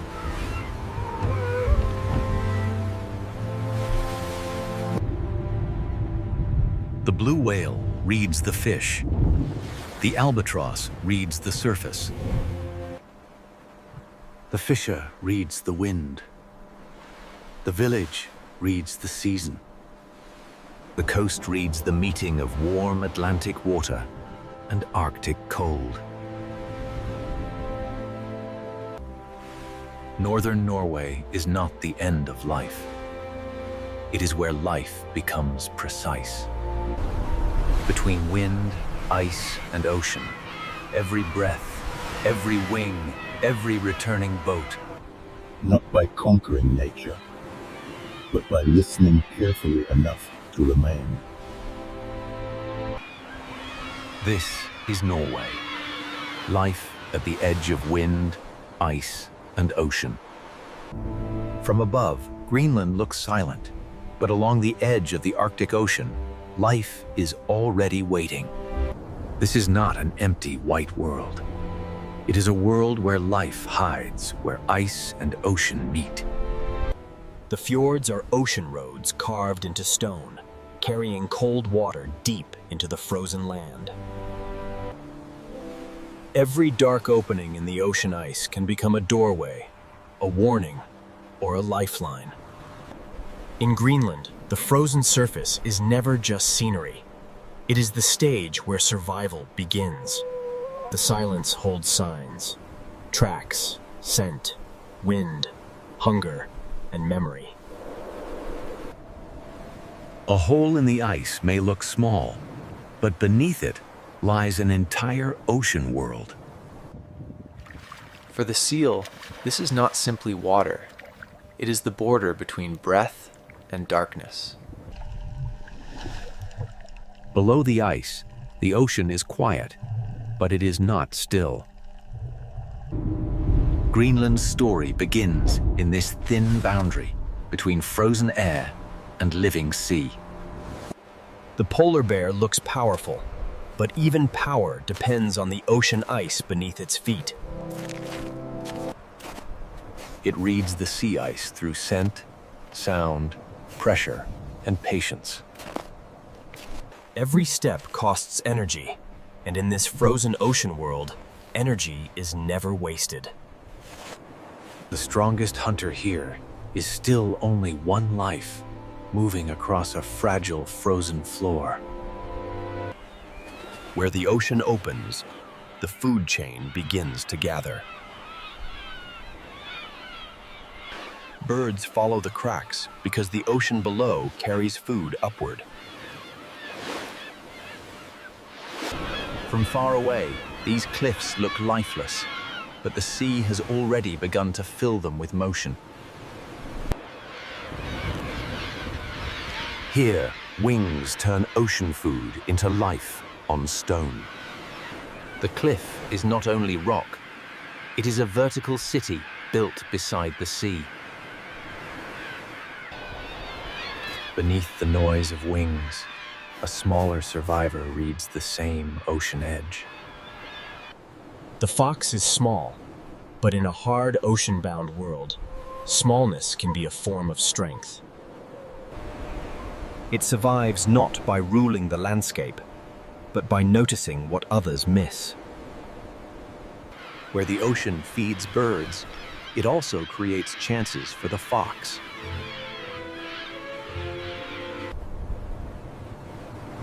Life here is spread thin, but every edge has a purpose. Even the quietest animals are tied to the rhythm of snow, wind, and sea. Some survive by moving lightly. Others survive by standing together against the ocean wind. In Greenland, warmth is stored in bodies, in herds, and in every careful choice. Land and ocean are never separate here. The sea shapes the weather, the food, and the movement of life. The fjords carry the ocean into the frozen land, and with it comes the possibility of life. Below these icebergs, the ocean continues downward into a colder and darker world. The frozen surface hides an ocean system where small lives support giants. In this cold ocean, even the smallest forms of life can decide what survives above the ice. Fish turn invisible ocean energy into movement, flesh, and survival.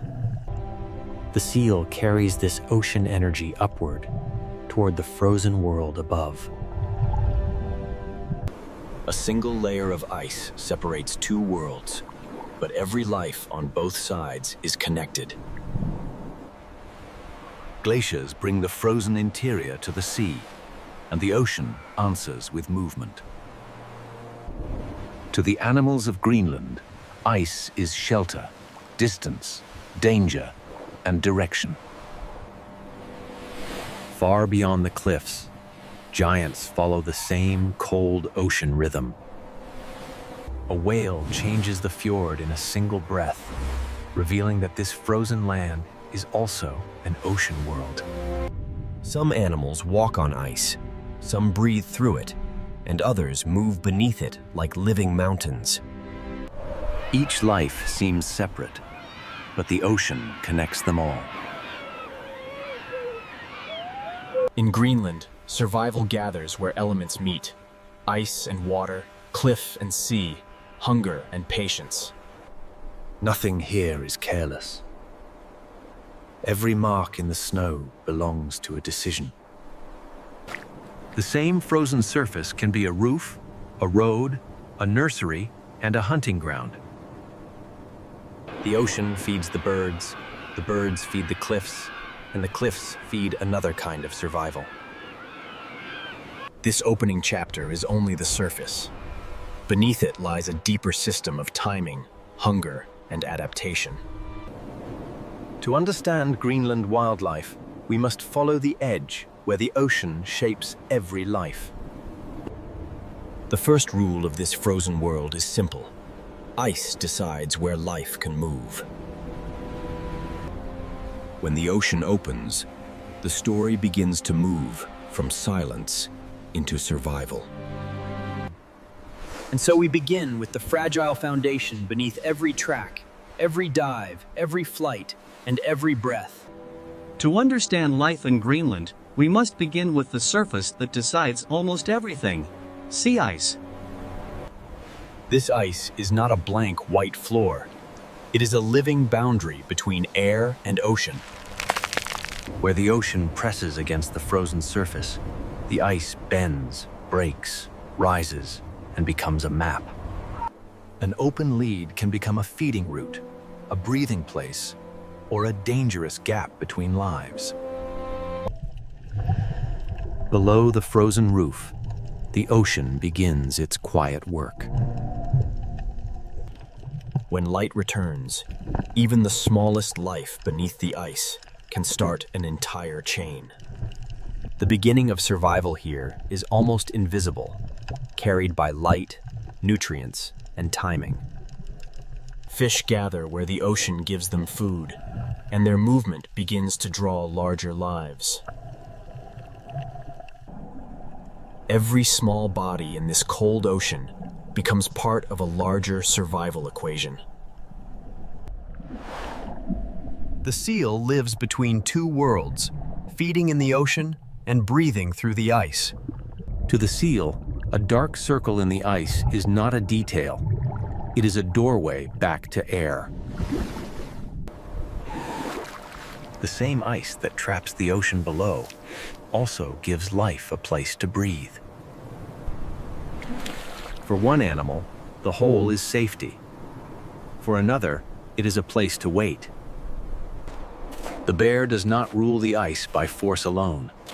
It survives by reading the ocean's frozen skin. Sea ice is a road, a roof, a hunting ground, a resting place, and a border between worlds. Where the ice is strong, it can become a platform for rest. Where snow gathers over ice, shelter can form, but only if the season remains stable. To human eyes, the ice may look permanent, but the ocean beneath is always moving it. A frozen surface can rise, tilt, crack, and drift with every movement of the sea. The frozen interior reaches the ocean through glaciers, and the ocean reshapes it into drifting ice.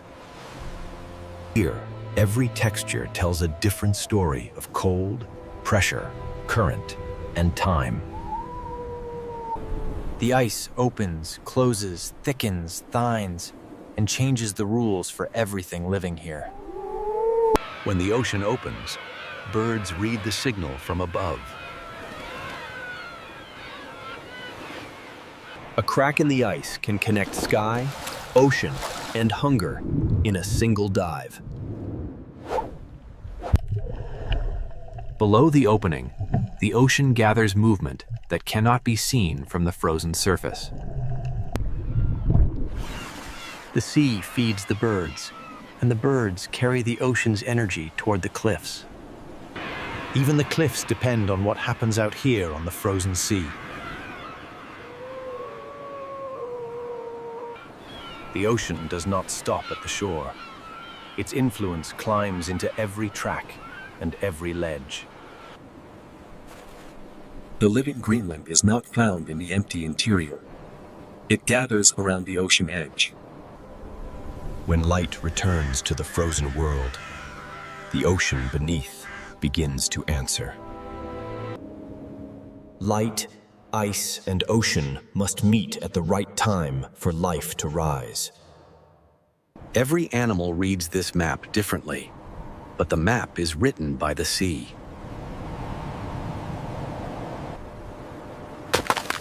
A sound in the ice can mean movement, danger, access, or change. Strength and weakness can exist only a few steps apart. From below, the ice is a ceiling of shadows, openings, and risk. The food web begins quietly, in colors and movements too small to dominate the eye. Plankton feeds fish. Fish feed seals and birds, and the ice holds each layer close together. The seal is a bridge between the small ocean lives below and the hunters above. The bear uses sea ice as a road to reach the places where the ocean must breathe. Nothing here survives alone. The ice connects every breath, dive, flight, and step.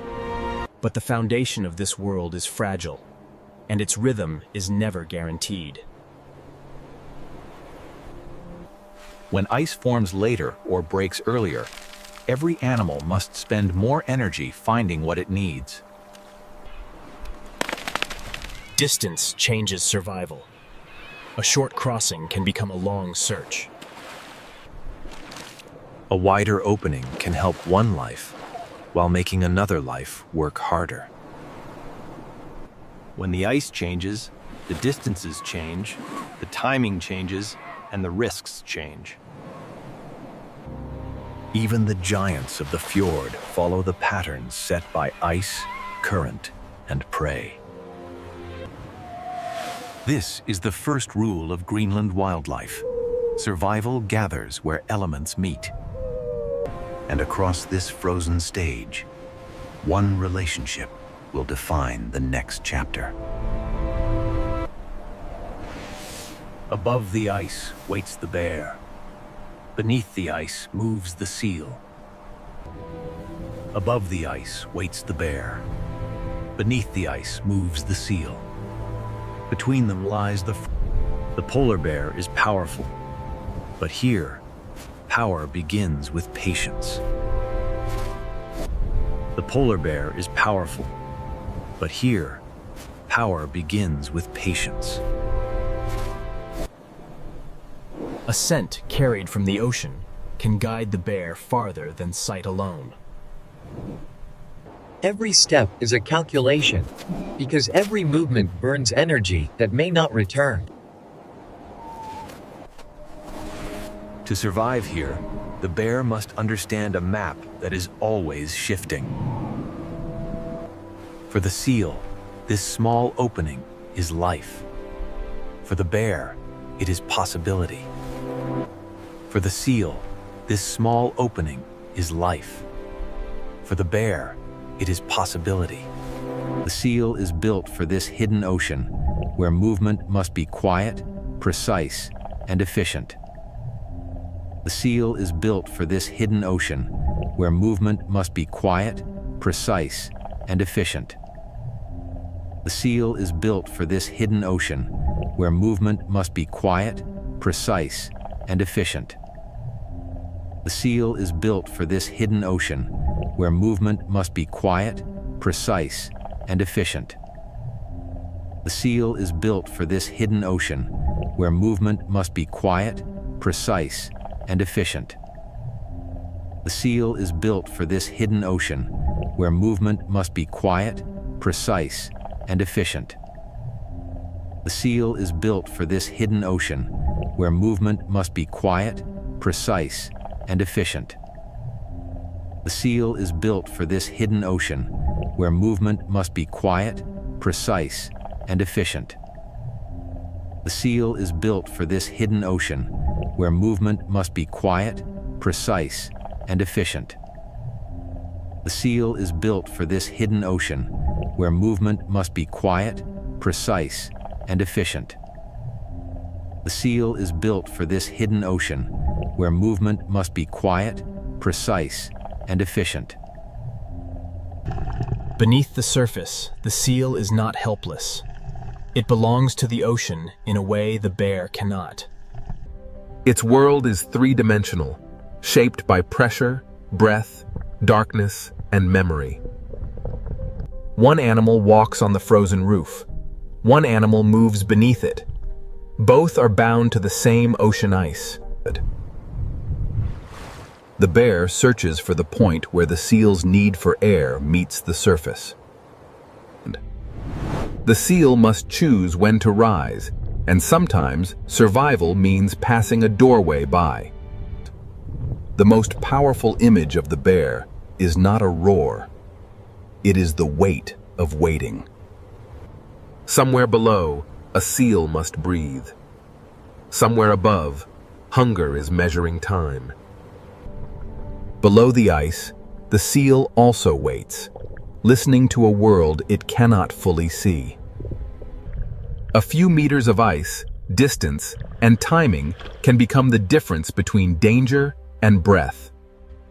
For now, the ocean receives the seal again.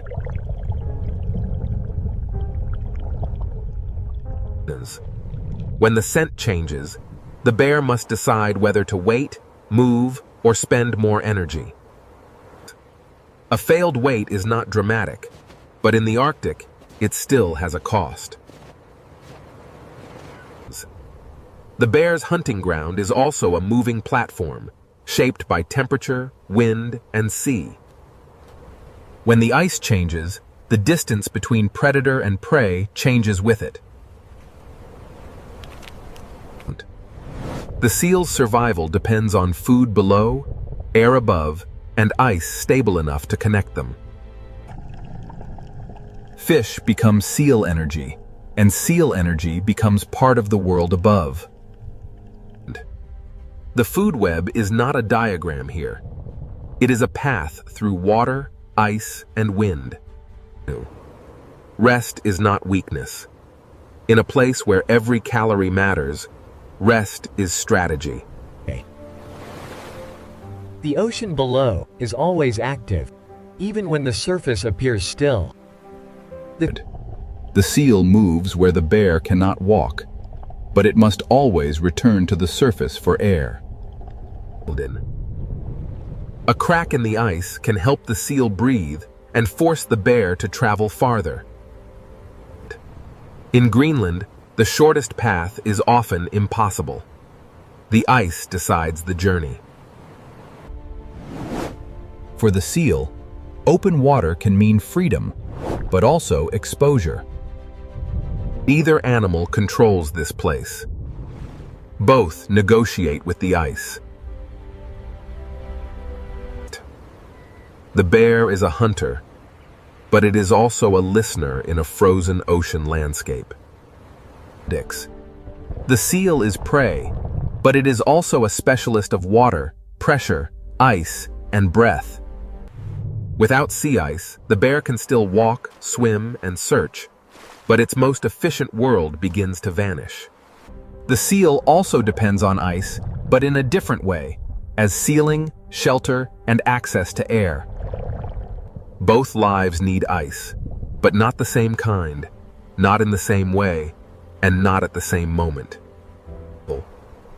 Greenland's ice records movement, but only for a little while before the wind rewrites it. Storm, cold, hunger, and timing press on both animals at once.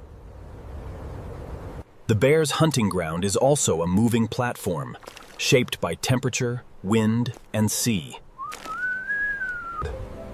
When the ice changes, the distance between predator and prey changes with it. The seal's survival depends on food below, air above, and ice stable enough to connect them. Fish becomes seal energy, and seal energy becomes part of the world above. The food web is not a diagram here. It is a path through water, ice, and wind. Rest is not weakness. In a place where every calorie matters, rest is strategy. The ocean below is always active, even when the surface appears still. The seal moves where the bear cannot walk, but it must always return to the surface for air. Here, survival becomes smaller, quieter, and no less exact.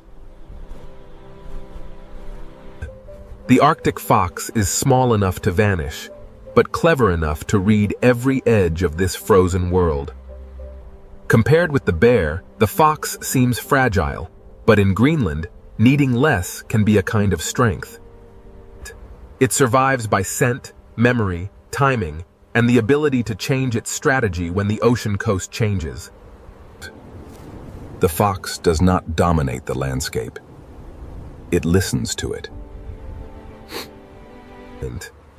In a world where food is rare, even the smallest sound beneath snow can matter. Every movement must be worth the energy it costs. The coast gives the fox options: snow, stone, cliff, ice, and the ocean's leftovers. In Greenland, flexibility can be as valuable as strength. When the season changes, the fox changes with it. Its camouflage belongs to the season, not to one color. Summer does not make Greenland easy. It only opens a short window of possibility. Where the ocean feeds the birds, the cliff becomes a seasonal pantry for those who can read it. The fox takes opportunity where it appears, but every opportunity here is temporary. The ocean rises into the cliff through wings, and the fox waits below that movement.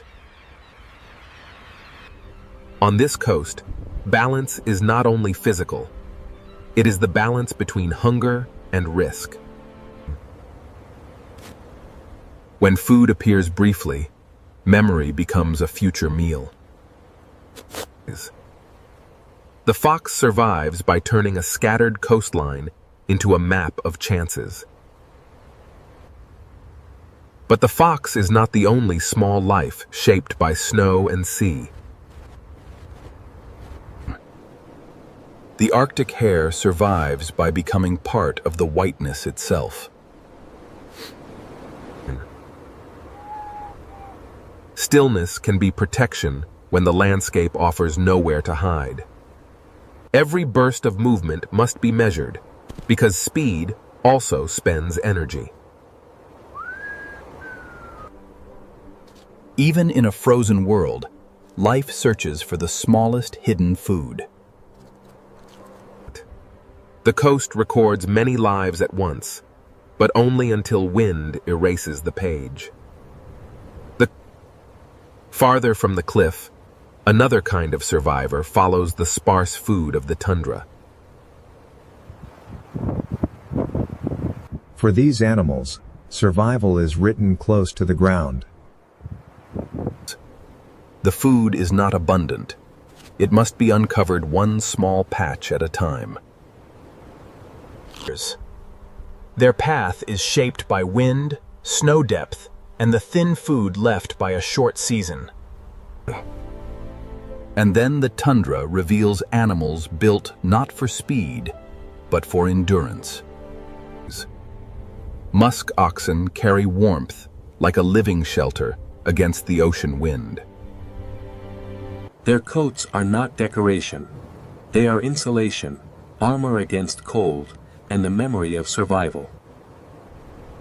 Like the hare and caribou, they live from what little the frozen ground allows. In a place this exposed, The group itself becomes part of survival. The sea does not feed every animal directly, but it shapes the weather every animal must endure. Many strategies cross the same frozen coast, each one answering the same question in a different way. Survival here is not one kind of greatness. It is many precise answers to cold, hunger, and time. The fox may be one of Greenland's most precise survivors, because it is never tied to only one chance. It searches the boundary where the ocean leaves small gifts and the tundra hides small meals. Opportunity is brief here, and the fox must know when to move on.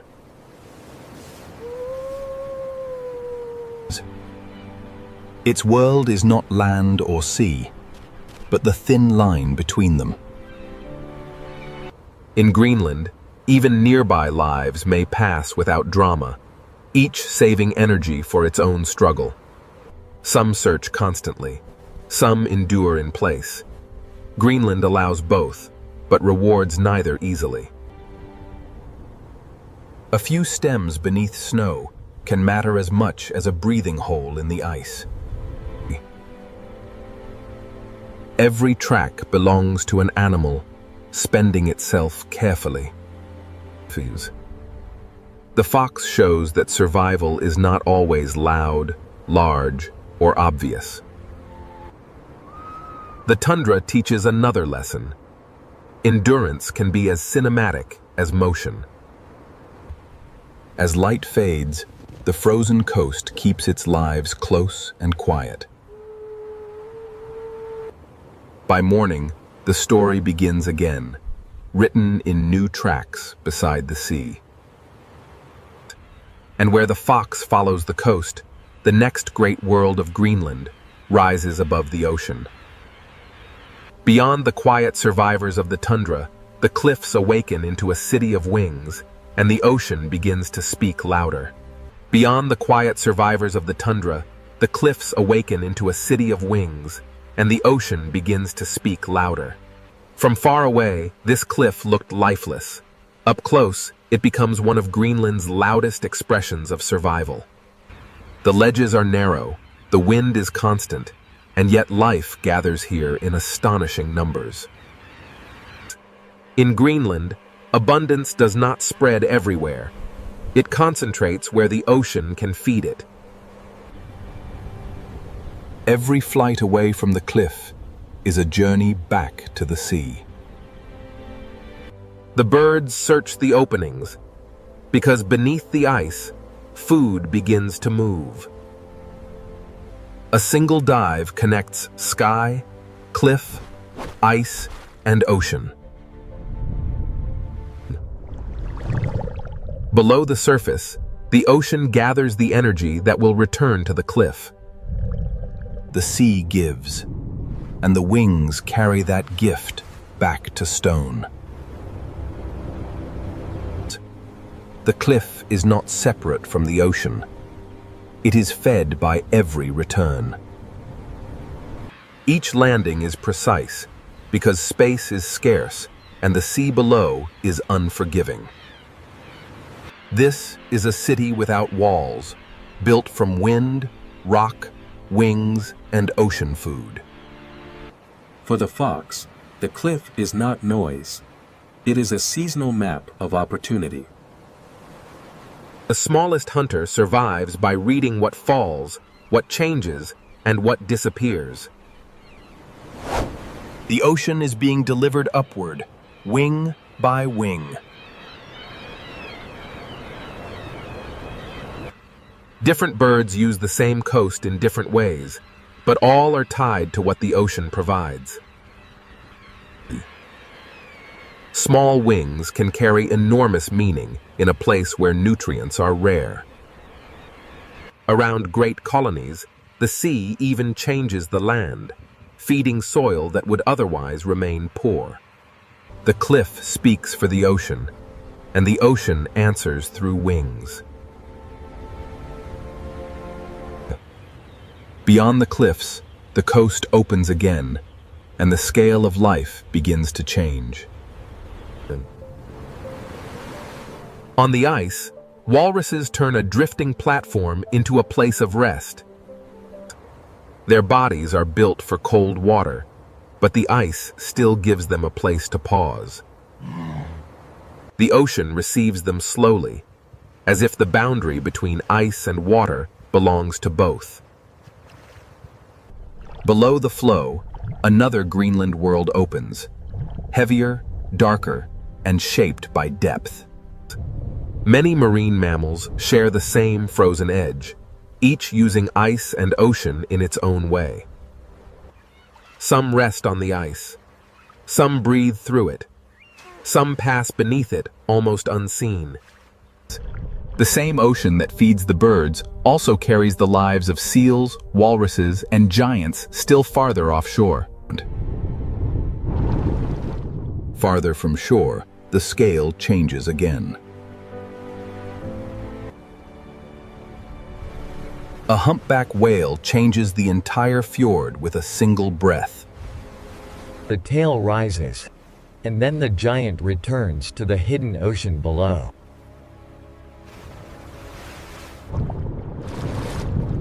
Below the icebergs, Greenland becomes a three-dimensional ocean world. Fin whales bring speed and scale to waters shaped by current, prey, and season. These giants do not move randomly. They follow the ocean's invisible patterns. Where plankton and fish gather, the largest bodies on Earth may follow. The bowhead whale belongs deeply to the Arctic imagination, slow, massive, and built for icy seas. Its body carries endurance across seasons, currents, and frozen waters.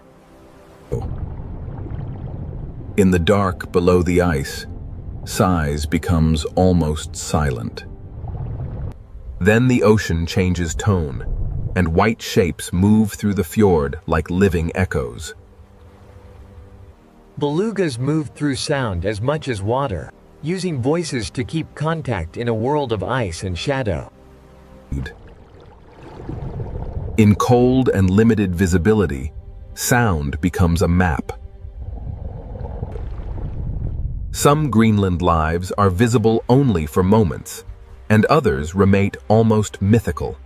Narwhals bring mystery not because they are fantasy, but because their real lives are so difficult to witness. A single tusk above the water can feel unreal, but it belongs to a life shaped by ice, depth, and sound. Beneath the surface, they travel through a world where sound, pressure, and inherited roots matter more than sight. Greenland's ocean is not empty space. It is a layered world of roots, signals, and hidden feeding grounds. Some animals stand on ice, some rest on it, some breathe through it, and some travel beneath it. Together, they reveal Greenland not as an isolated island, but as part of a living Arctic Ocean network. The animals follow food, openings in ice, depth, temperature, current, and memory. What begins as tiny movement in the ocean can rise into birds, seals, walruses, and whales.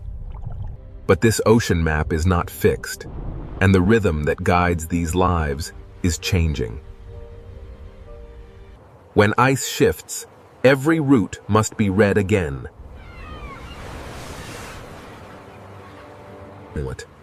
The cliffs, the seals, the walruses, and the whales all depend on timing in the sea. A change in one layer can echo through all the others. And now, the frozen map that holds these lives together begins to change its rhythm.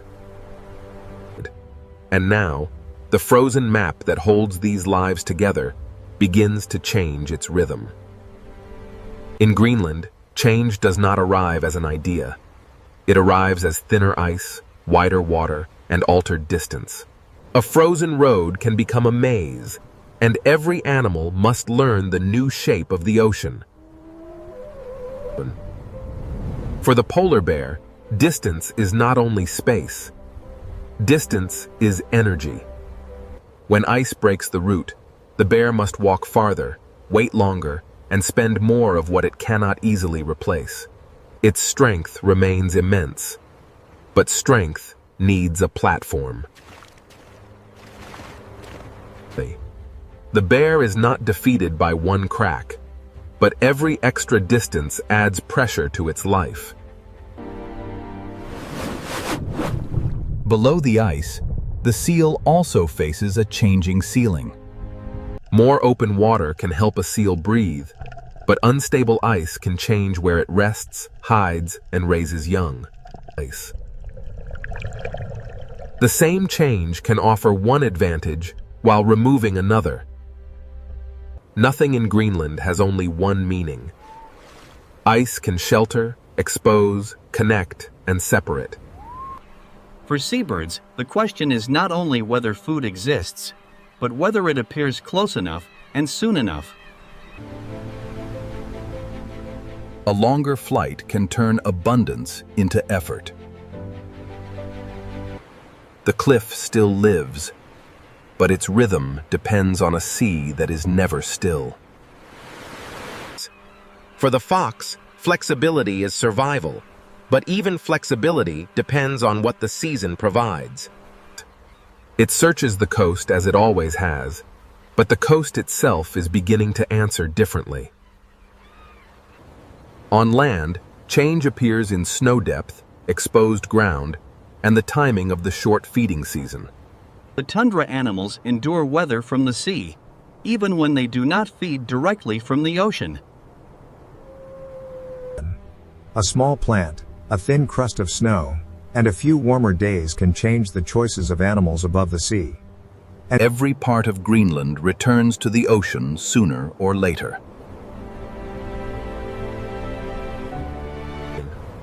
For whales, changing ice can open new water, but it can also shift the food they follow. When plankton and fish move, giants may change their routes. Belugas read the water through sound, but even sound travels through a changing landscape. A route once held by ice and memory may become a route of new openings. Narwhals, too, move through a world where ice, depth, and sound must align. The hidden routes of the Arctic are not fixed roads. They are living agreements with the frozen sea. The animals are tough, but toughness does not mean independence. Specialization creates power, but it also creates dependence. A body perfectly made for one rhythm may struggle when that rhythm begins to shift. The bear, the seal, the fish, and the ice are not separate stories. A change in the sea can rise into the sky. A change in the sea can reach the smallest hunter on the rocks. A change in snow and sesame can reach every hoofprint, pawprint, and hidden burrow. Greenland is not a place where life spreads evenly. It is a place where life gathers at the margins. To watch Greenland wildlife is to watch precision. A seal's quick breath, a bear, slow step, and a bird's shadow all belong to the same frozen system. Beneath the surface, the ocean remembers every layer of the story. A whale's breath above cold water can feel brief, but it carries a history older than maps. The fox reads the snow, the birds read the sea, and the whales read the currents. The bear reads the wind, and the seal reads the ice. Together, they turn Greenland's frozen edges into a living system. Nothing here is careless, and nothing here is guaranteed. Yet Greenland is not a dead white world. It is a world where life has learned to spend itself carefully. Here, harshness does not erase life. It sharpens it. The frozen world and the ocean world are not separate. They are one living boundary. Every breath, dive, flight, and step belongs to this fragile agreement between life and ice. Greenland wildlife does not live outside the harshness. It survives by reading the harshness.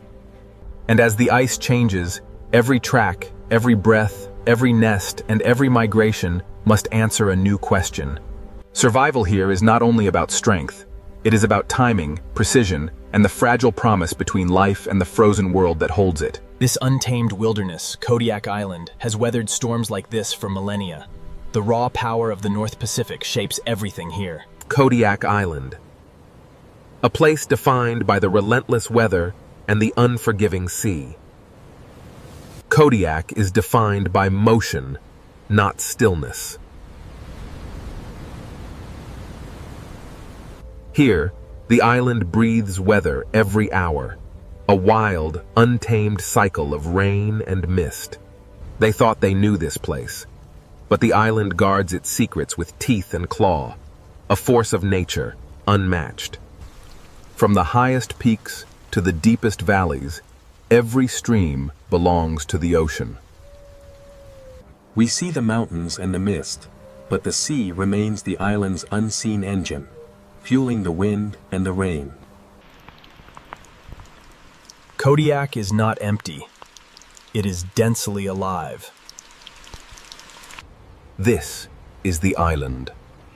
A place defined by the relentless rhythm of the cold northern sea.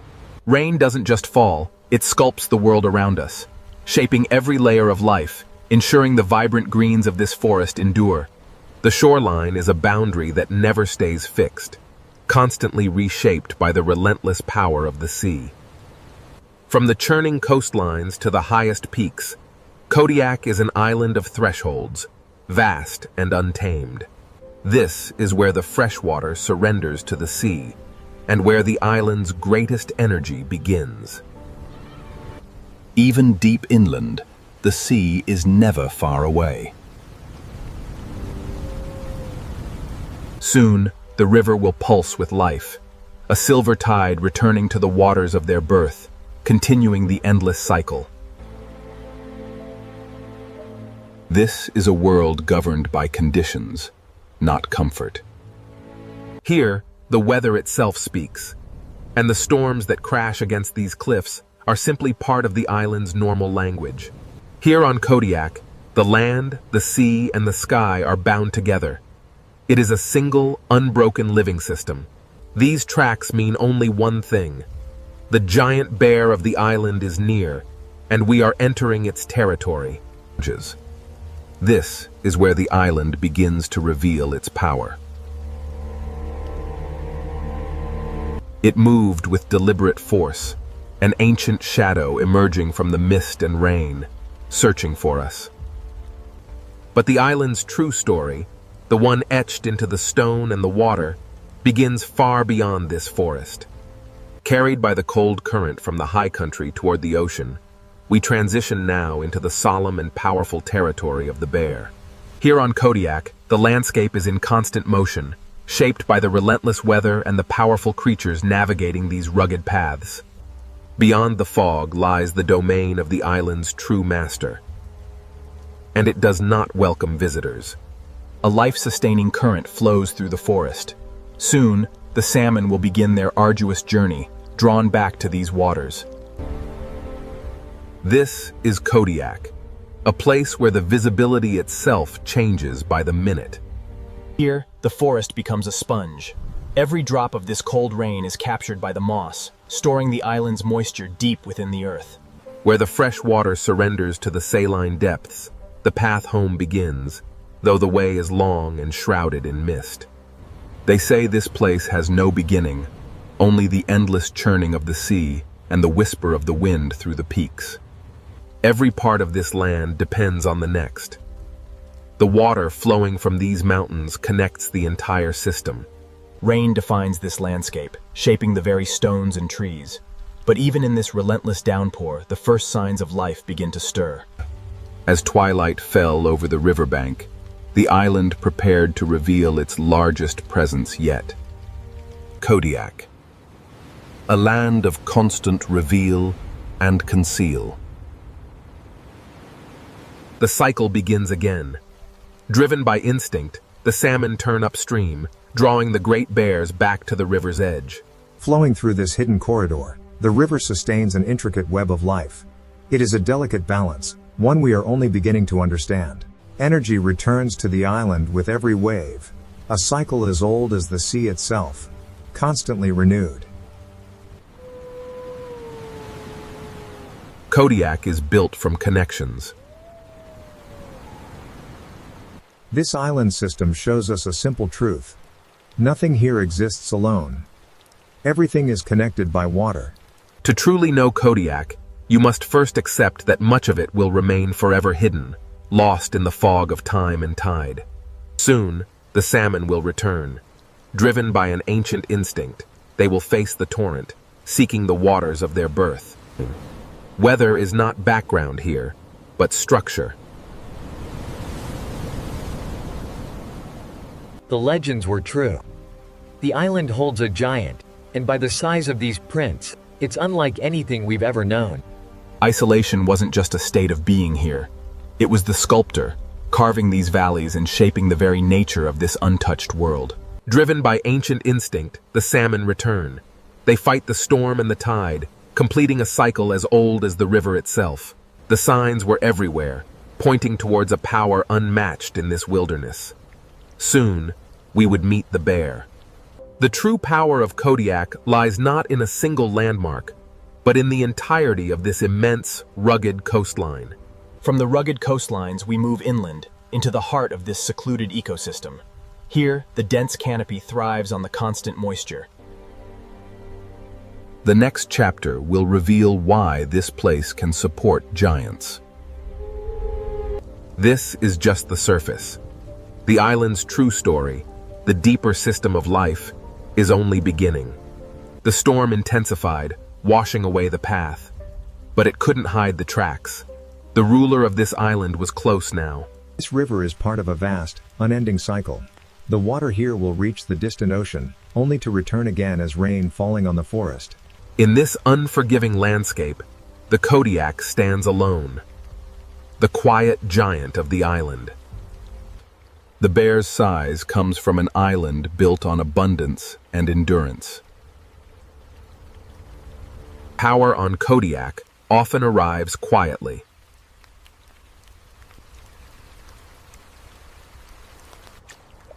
Rather than rush, the bear waits, studying the current's relentless flow. Driven by instinct, the salmon return, bringing the pulse of the ocean to these shallow waters. The forest awakens. These fish carry the sea into the forest.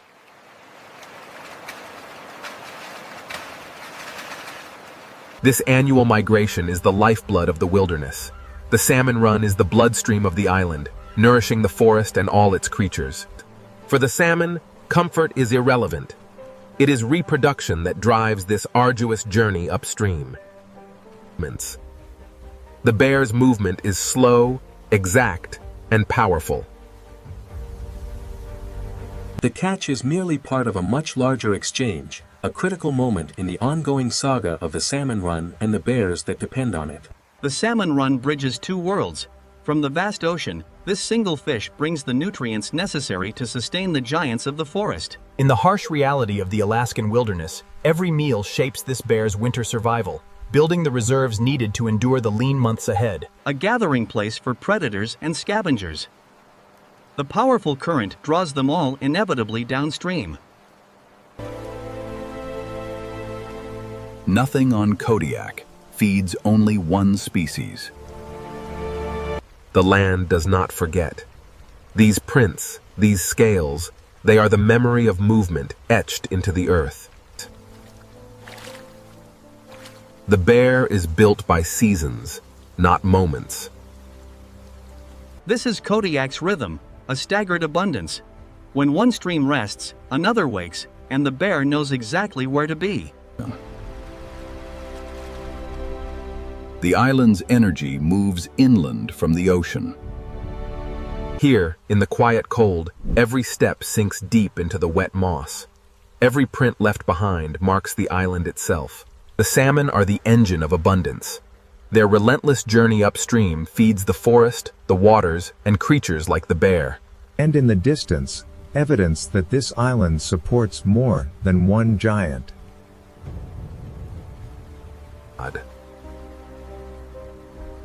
Kodiak's abundance is shared through timing and space. The bear's silence is not an absence of sound, but the sound of dominance itself, heavy and profound. The entire island is connected by water, a continuous flow linking forest, river, and the distant sea. Left behind on the riverbank, the salmon's body becomes a bridge, transferring vital ocean nutrients deep into the soil and the surrounding wildlife. What the bear does not take is returned to the earth. What the bear does not keep becomes life for the land. On Kodiak, the year is marked by seasonal doors. The bears move from the streams into the meadows as new food sources emerge. The bear survives on many foods, not one, shifting its diet from fish to the bounty of the forest floor. While it often grazes peacefully on the abundant vegetation, the bear remains a powerful presence, an apex predator moving through its domain. Kodiak's edges feed one another.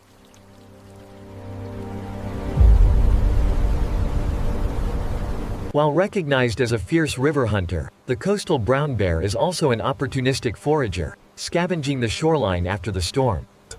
While the storm rages, the receding tide often leaves behind a bounty of food, scattered amidst the debris.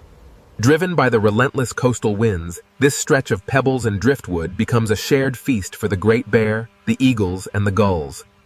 When the tide retreats, it uncovers a hidden layer of the island, teeming with life adapted to this rugged coast. The bear knows this loop well. The sea provides, but the land offers refuge when the weather turns. It is here on Kodiak, everything is connected. The streams feed the forest protects the coast, and in this unity lies our strength. Relentlessly, the journey continues. The salmon, driven by instinct, is still on its way home. The island feeds its giants in more than one season. Even the smallest plants play a vital role in the bear's survival, providing sustenance in this harsh landscape. Standing resolute against the storm, the Kodiak bear is the undisputed monarch, the visible peak of this island's system. The bear is shaped by the island. Its greatest power is the system that keeps it alive: the rain, the river, and the cold sea. The salmon, fueled by the distant ocean, carry life upstream. The bear intercepts this energy, transferring the vitality of the sea. The bear is only one part of a vast, interconnected living system. Here, the salmon, the river, and the forest are all linked in a delicate balance. Driven by an ancient instinct, these salmon are the embodiment of energy carried home from the sea, fighting the relentless current. For the salmon, every leap is a struggle, part of a powerful return to waters older than memory itself. Driven by instinct, the salmon begin their migration. It is a staggered pulse of abundance against the relentless river current. The island does not give everything at once. The journey nears its end, and with it comes a profound change. Their scales ignite with the crimson hue of the spawning grounds. For the creatures of this forest corridor, the river is more than just a waterway. It is a stage set for the ancient drama of the hunt. Here at the river mouth, freshwater meets the cold sea.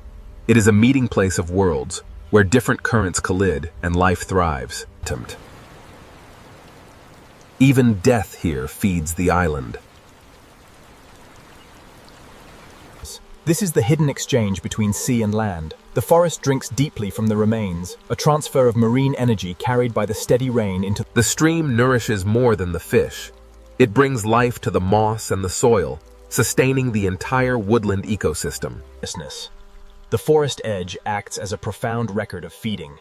The scattered remains of the salmon and the deep impressions of bear tracks. From the smallest creatures to the otter searching for salmon, all life here is bound by the same ancient, unending cycle. Nothing on Kodiak goes unused for long. Even in the harshest storms, the cycle continues. The island's scavengers are interconnected, bound by the same living chain. While the larger predators have moved on, the salmon run continues to provide sustenance. Even the smallest creatures inherit this bounty. Like a moving artery, the river transports vital nutrients, extending the reach of the salmon's gift far beyond the banks and deep into the valley soil. As the rain falls, it gathers the richness of the forest floor, carrying nutrients from the roots directly into the stream, feeding the water below. Here, on the island, distance collapses. Everything is connected, the stream to the sea, the forest to the fog. Here on Kodiak, the sheer abundance of the water spreads across the landscape, channeled through countless streams like veins in the earth. The rainforest thrives in this perpetual moisture. Every drop fuels the quiet, persistent growth of the moss and the rushing current of the stream. This is the final push. Against the relentless current and the coming storm, the salmon returns to the place of its birth to complete the circle of life. As the rain fills these tracks, it connects the bear's trail to the salmon's route. Their paths are forever linked. The island lived in his memory, a maze of scent and shadow. He followed the wet earth, a path worn deep by generations. Driven by instinct, the salmon fight the current, unaware that in this rugged wilderness, the bear is never far from the run. The bear's world, however, extends far beyond this stream, encompassing the hillside and the dense forest above. The prints tell a story of generations. The young must follow the path, learning the island's rhythm, even in the storm. Salmon shape family survival here. Without the energy supplied by these leaping fish, this mother and her cubs would not endure the coming lean months. The reliable return of the salmon fundamentally changes their chance of successfully raising young.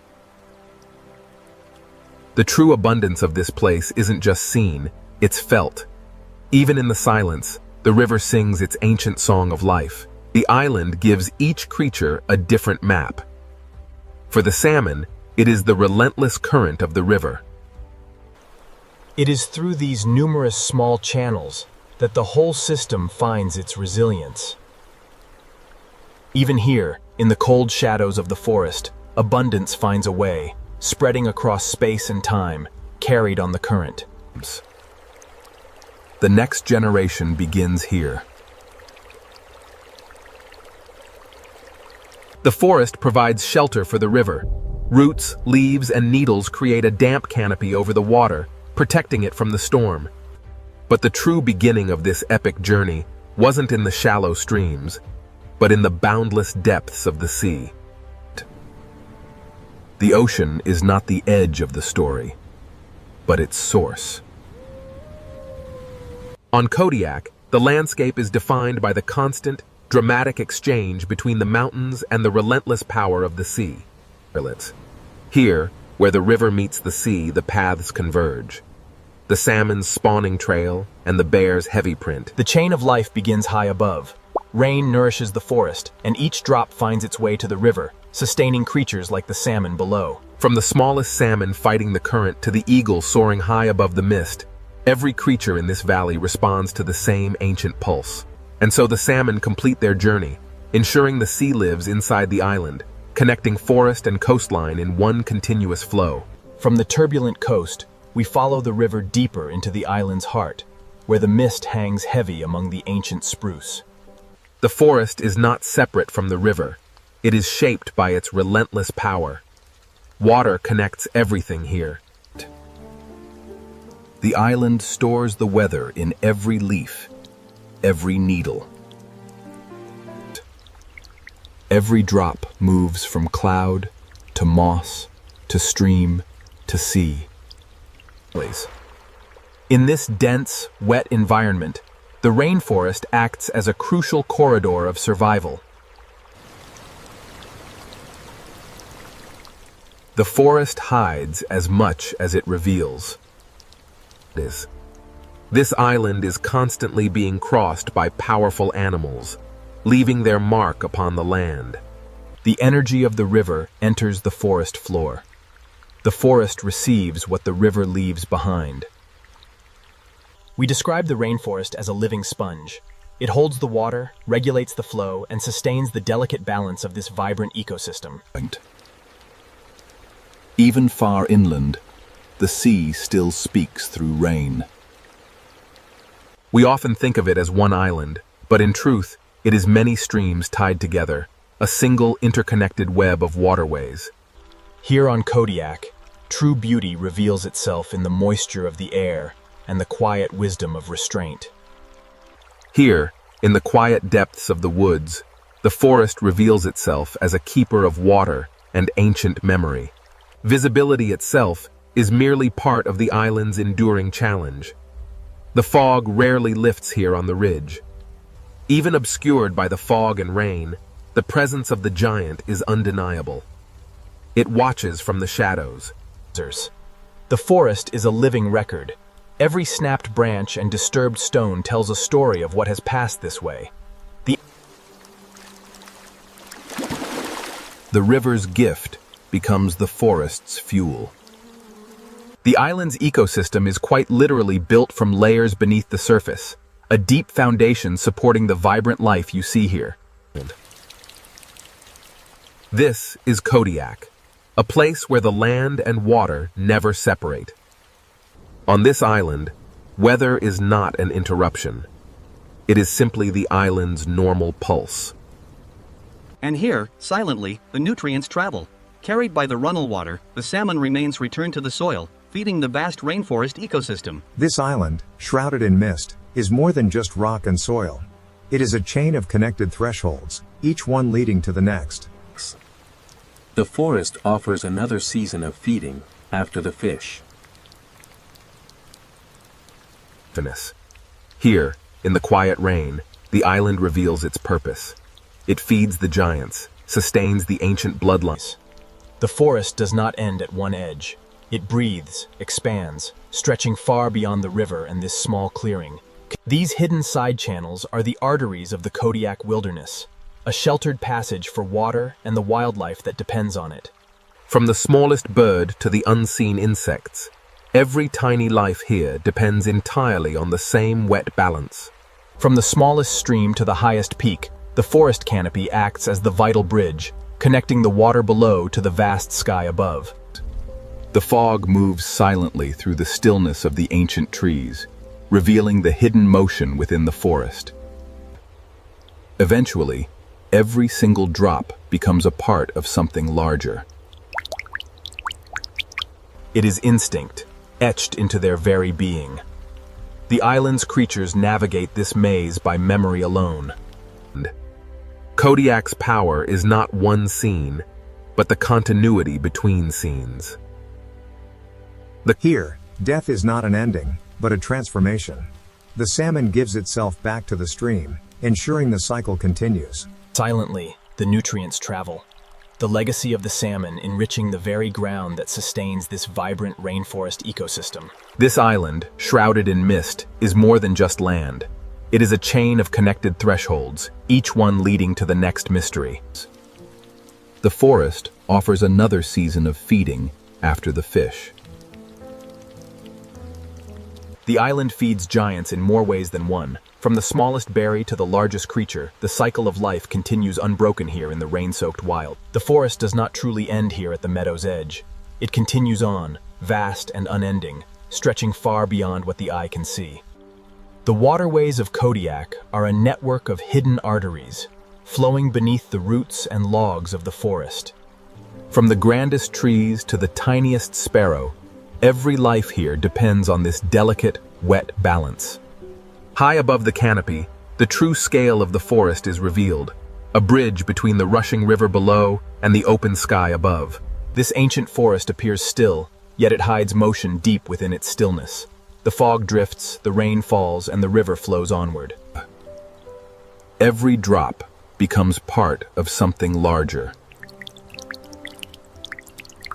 The island's animals navigate by instinct, memorizing the contours of the land. Even as the rain washes away their prints, the path remains imprint on their minds.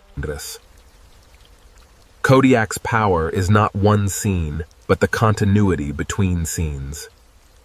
In this place, death is merely nourishment. The rain washes the salmon back into the soil, feeding the moss and fueling the perpetual cycle of the forest. The light comes and goes quickly here. But even a momentary brightness reveals the true colors of this place, a stark beauty. Even the smallest watercourse belongs to the same system.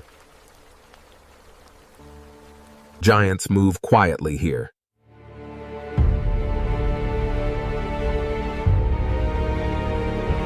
Rain connects the sky to the soil, but the salmon bring the ocean here, leaving behind signatures of their journey, reminding us that everything is connected. As the river surrenders to the sea, we must face the cliffs. The next chapter will test our resolve against the coastal winds. The river pulls us toward the coast, through this cold green world, where Kodiak's rainforest remembers the sea. From the deep embrace of the rainforest, the river surges onward, relentlessly drawn towards the stormy expanse of the open sea. Here, where the river meets the North Pacific, the island's edge is never still. This island is constantly being rewritten by the relentless force of the sea.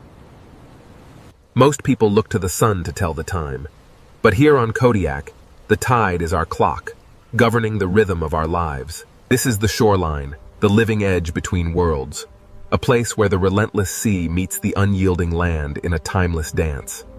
The bear is not only a river hunter, but also a coastal forager, scouring the beach for sustenance after the storm. For the bear, this storm-tossed shoreline is nothing less than a temporary table, generously set by the indifferent sea. From high above, the eagle watches the same storm system unfold, undisturbed by the chaos below. This is where freshwater meets the tide, a dynamic meeting place where hunters and scavengers gather, drawn by the currents of the ocean. But life here is not limited to the largest creatures. Even the smallest animals, like these tide pool crabs, utilize the coast's resources, Kodiak. It's a place where the sea and the land exchange life with every tide. Here on the shore, the ocean leaves behind more than waves. It leaves the evidence of life and death, reclaimed by the scavengers of the tide. Nothing on Kodiak is wasted for long. The coast is more than just land and sea. It's a shared corridor of opportunity for all who call it home. Twice a day, the retreating tide reveals a hidden world, teeming with life along this rugged coast. The bear reads the coast as carefully as it reads the river. The tide reveals a temporary marketplace of energy, a rich feeding ground where life congregates under the cold sky. Predators and scavengers meet where the sea leaves its marks. The ocean breathes, a constant rhythm of opening and closing, revealing the secrets hidden beneath the waves. Standing resolute against the gale, the Kodiak is a creature forged by the wild embrace of both land and sea. Here, at the edge of the wild, every species understands the boundary. The bear claims the rock, the eagle the wind, but the ocean rules them both. Even the smallest birds are part of the same coastal rhythm. This is a landscape born of conflict, a coastline sculpted, day after day, by the endless pressure of the storm. The island's border is never a line, but a zone. Though it appears a barren landscape, the intertidal zone is a densely populated world, a hidden metropolis clinging to the rocks. As the Great Bear returns to the shelter of the trees, we see that Kodiak life moves in loops. For the Great Bear, the line between the coastal bounty and the deep woods is blurred. It's all part of the same continuous feeding route. The ocean is a patient artist, continually redrawing the boundaries of the land with each retreating tide. The coast is a place that remembers every visitor. Etched in the sand, their passing is marked, transient yet eternal. As the salmon return, we are reminded that river, coast, and sea are not separate entities, but rather one continuous, flowing exchange. The wind and rain are more than just elements. They are the sculptors, the island's true architects, constantly reshaping the land. Kodiak cannot be understood from one angle alone. Here on this rugged coast, survival is a daily negotiation. Between the waves, the wind, and each other, every meal is earned. But the sea never stops returning to reclaim the shore.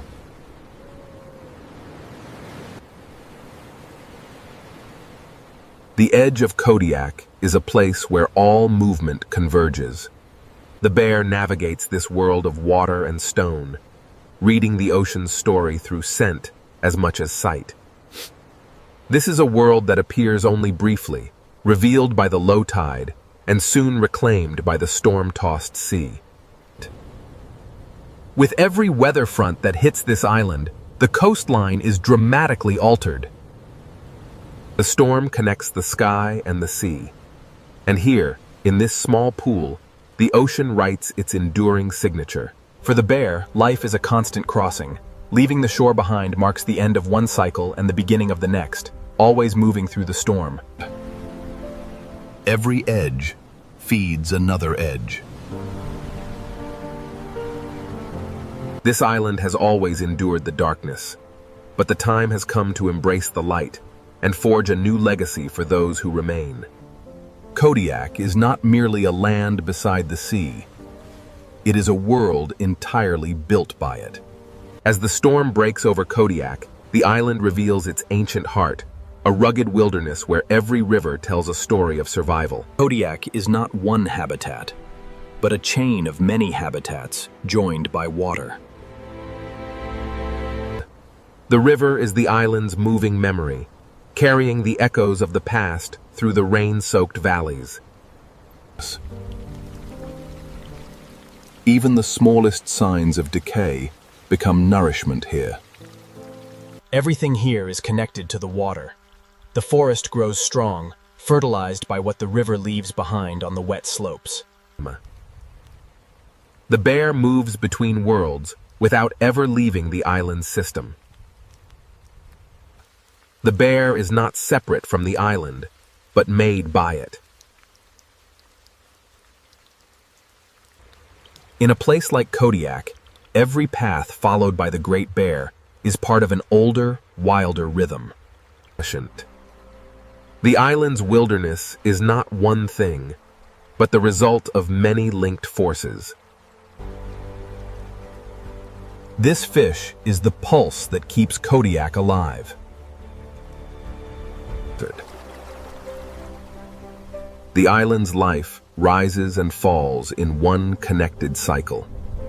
Even in the cold, steady rain, the bounty of the land persists. Kodiak ensures its giants find sustenance in every season. The island provides both fish and fruit to sustain life. Here, in the quiet moss, a small stream begins its journey. Yet, it is inextricably linked to the great. There are places on Kodiak where the sheer scale of the landscape consistently exceeds the eye, dwarfing everything beneath the clouds. The island stores the weather deep within its roots. Here, death is not an ending, but merely another stage of renewal. The salmon gives itself back to the island. Kodiak's abundance is spread across many doors. The island is a harsh teacher, but she ensures the lessons of survival are passed down through every generation. For this family, survival hinges on the reliable return of the salmon. Kodiak is an island built around return. It is a place where the wild finds its way back home, year after year. Every river begins at sea.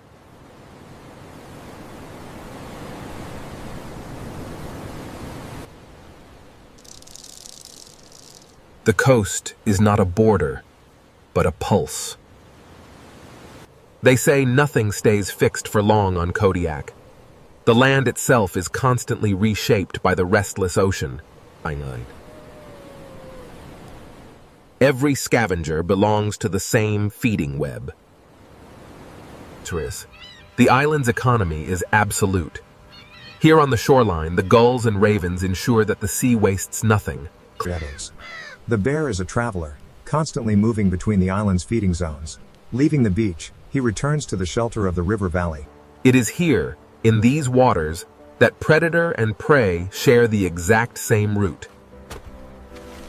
The salmon returns, a silver message carried on the current from the deep ocean. Here on Kodiak, we understand that everything lives by connection, not isolation. A breathing skin, alive with moisture. The rainforest inhales the fog and exhales life. Here in the forest, every small current of water joins the larger story, flowing into the main river downstream. Here, the weather and light find their balance. The storm recedes, revealing the rugged peaks touched by the first rays. The sea never stops speaking, even when the storm fades. In the relentless motion of the tide, we see the ocean's dual nature. It provides, and in the very next breath, it takes back its own. The bear, standing vigilant on the cliffs, is the visible result of the island itself. It is the embodiment of this wild place. The bear does not rule Kodiak alone. It is shaped by Kodiak. The island is a living chain of water, weather, and flesh. Even brief light cannot tame the island, only reveal it. The storms rage, and then they pass. Here on Kodiak, the landscape endures, constantly reshaped, yet eternally itself. The island is never finished. It is only continuing. Ultimately, Kodiak is built entirely from the return of life from the sea.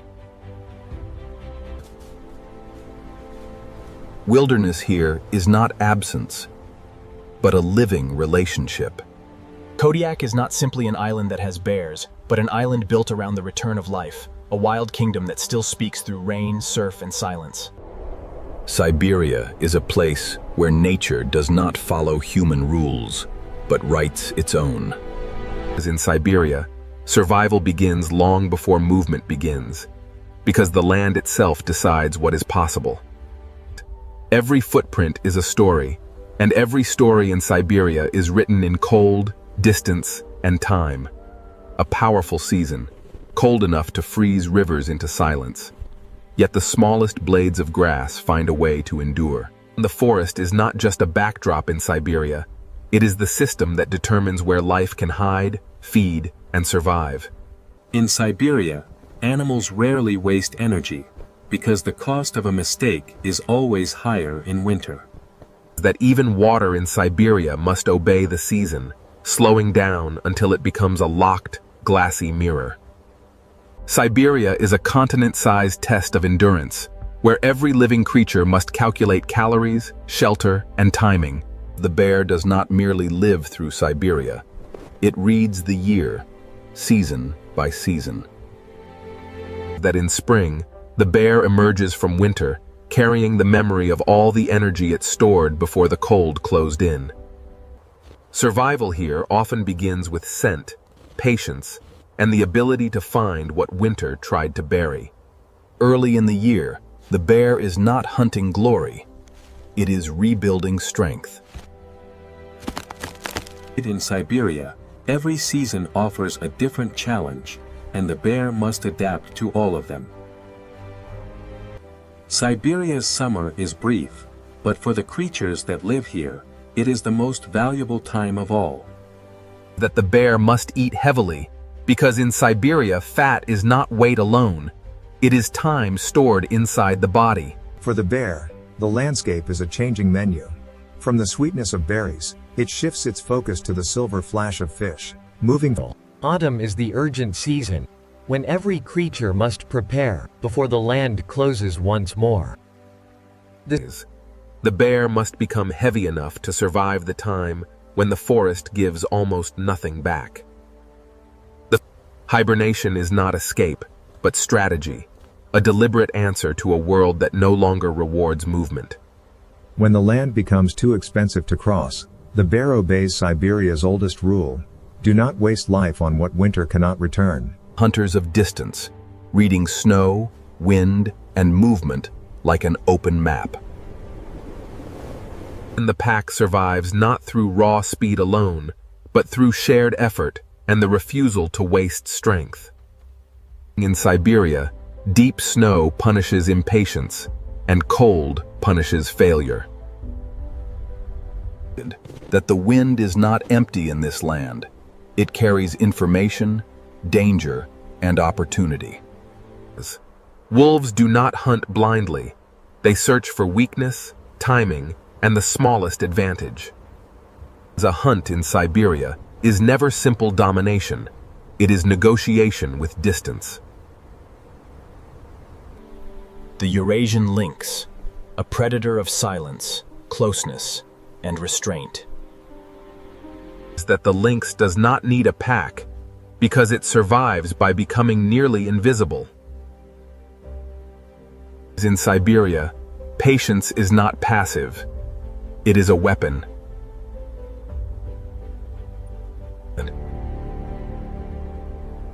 A failed chase wastes energy the lynx may not easily replace.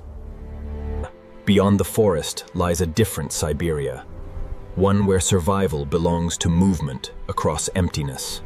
In the tundra, hiding is harder, distance matters more, and every body is exposed to the horizon. Flexibility is the fox's great advantage, because Siberia rewards those who can change before the land forces change. Here in the tundra, abundance is temporary. This brief explosion of life must be used immediately, for the cold will soon return. The open space is not empty space. It is simply a place where life must solve exposure in different ways. The Amur tiger, one of the great predators of the cold forest, a creature of heat inside winter. This tiger survives in a landscape far from the warm jungle of human imagination. Every step matters, because deep snow can steal energy as fast as hunger can. The tiger's strength is real, but its power depends on forests, prey, and the space to move unseen. In Siberia, the apex predator is never independent of the system beneath it. Siberia is a continent-sized lesson in endurance, and that the next parts will reveal how life survives when... The taiga is not simply a forest, but the vast living structure that decides how Siberia survives. In Siberia, the forest is measured not by beauty alone, but by what it can hide, protect, and sustain. Even the smallest organisms in the taiga must endure the same season that shapes bears and wolves. In Siberia, water never stops existing. It only changes its form. Winter in the taiga rewards observation, because nothing here is ever truly still. Large animals do not dominate Siberia. They negotiate with it. In winter, food is hidden, so every mouthful must be earned. That the forest is shaped not only by growth, but by collapse, decay, and return. Small animals in Siberia survive by speed, memory, and precision. Every movement in the taiga leaves a trace, and every trace can become danger. The taiga changes constantly, creating refuge in one place and exposure in another. Siberia is read through signs, not through certainty. birds in the taiga survive by remembering what the ground cannot reveal. Everything in Siberia is connected below the surface as well as above it. Siberia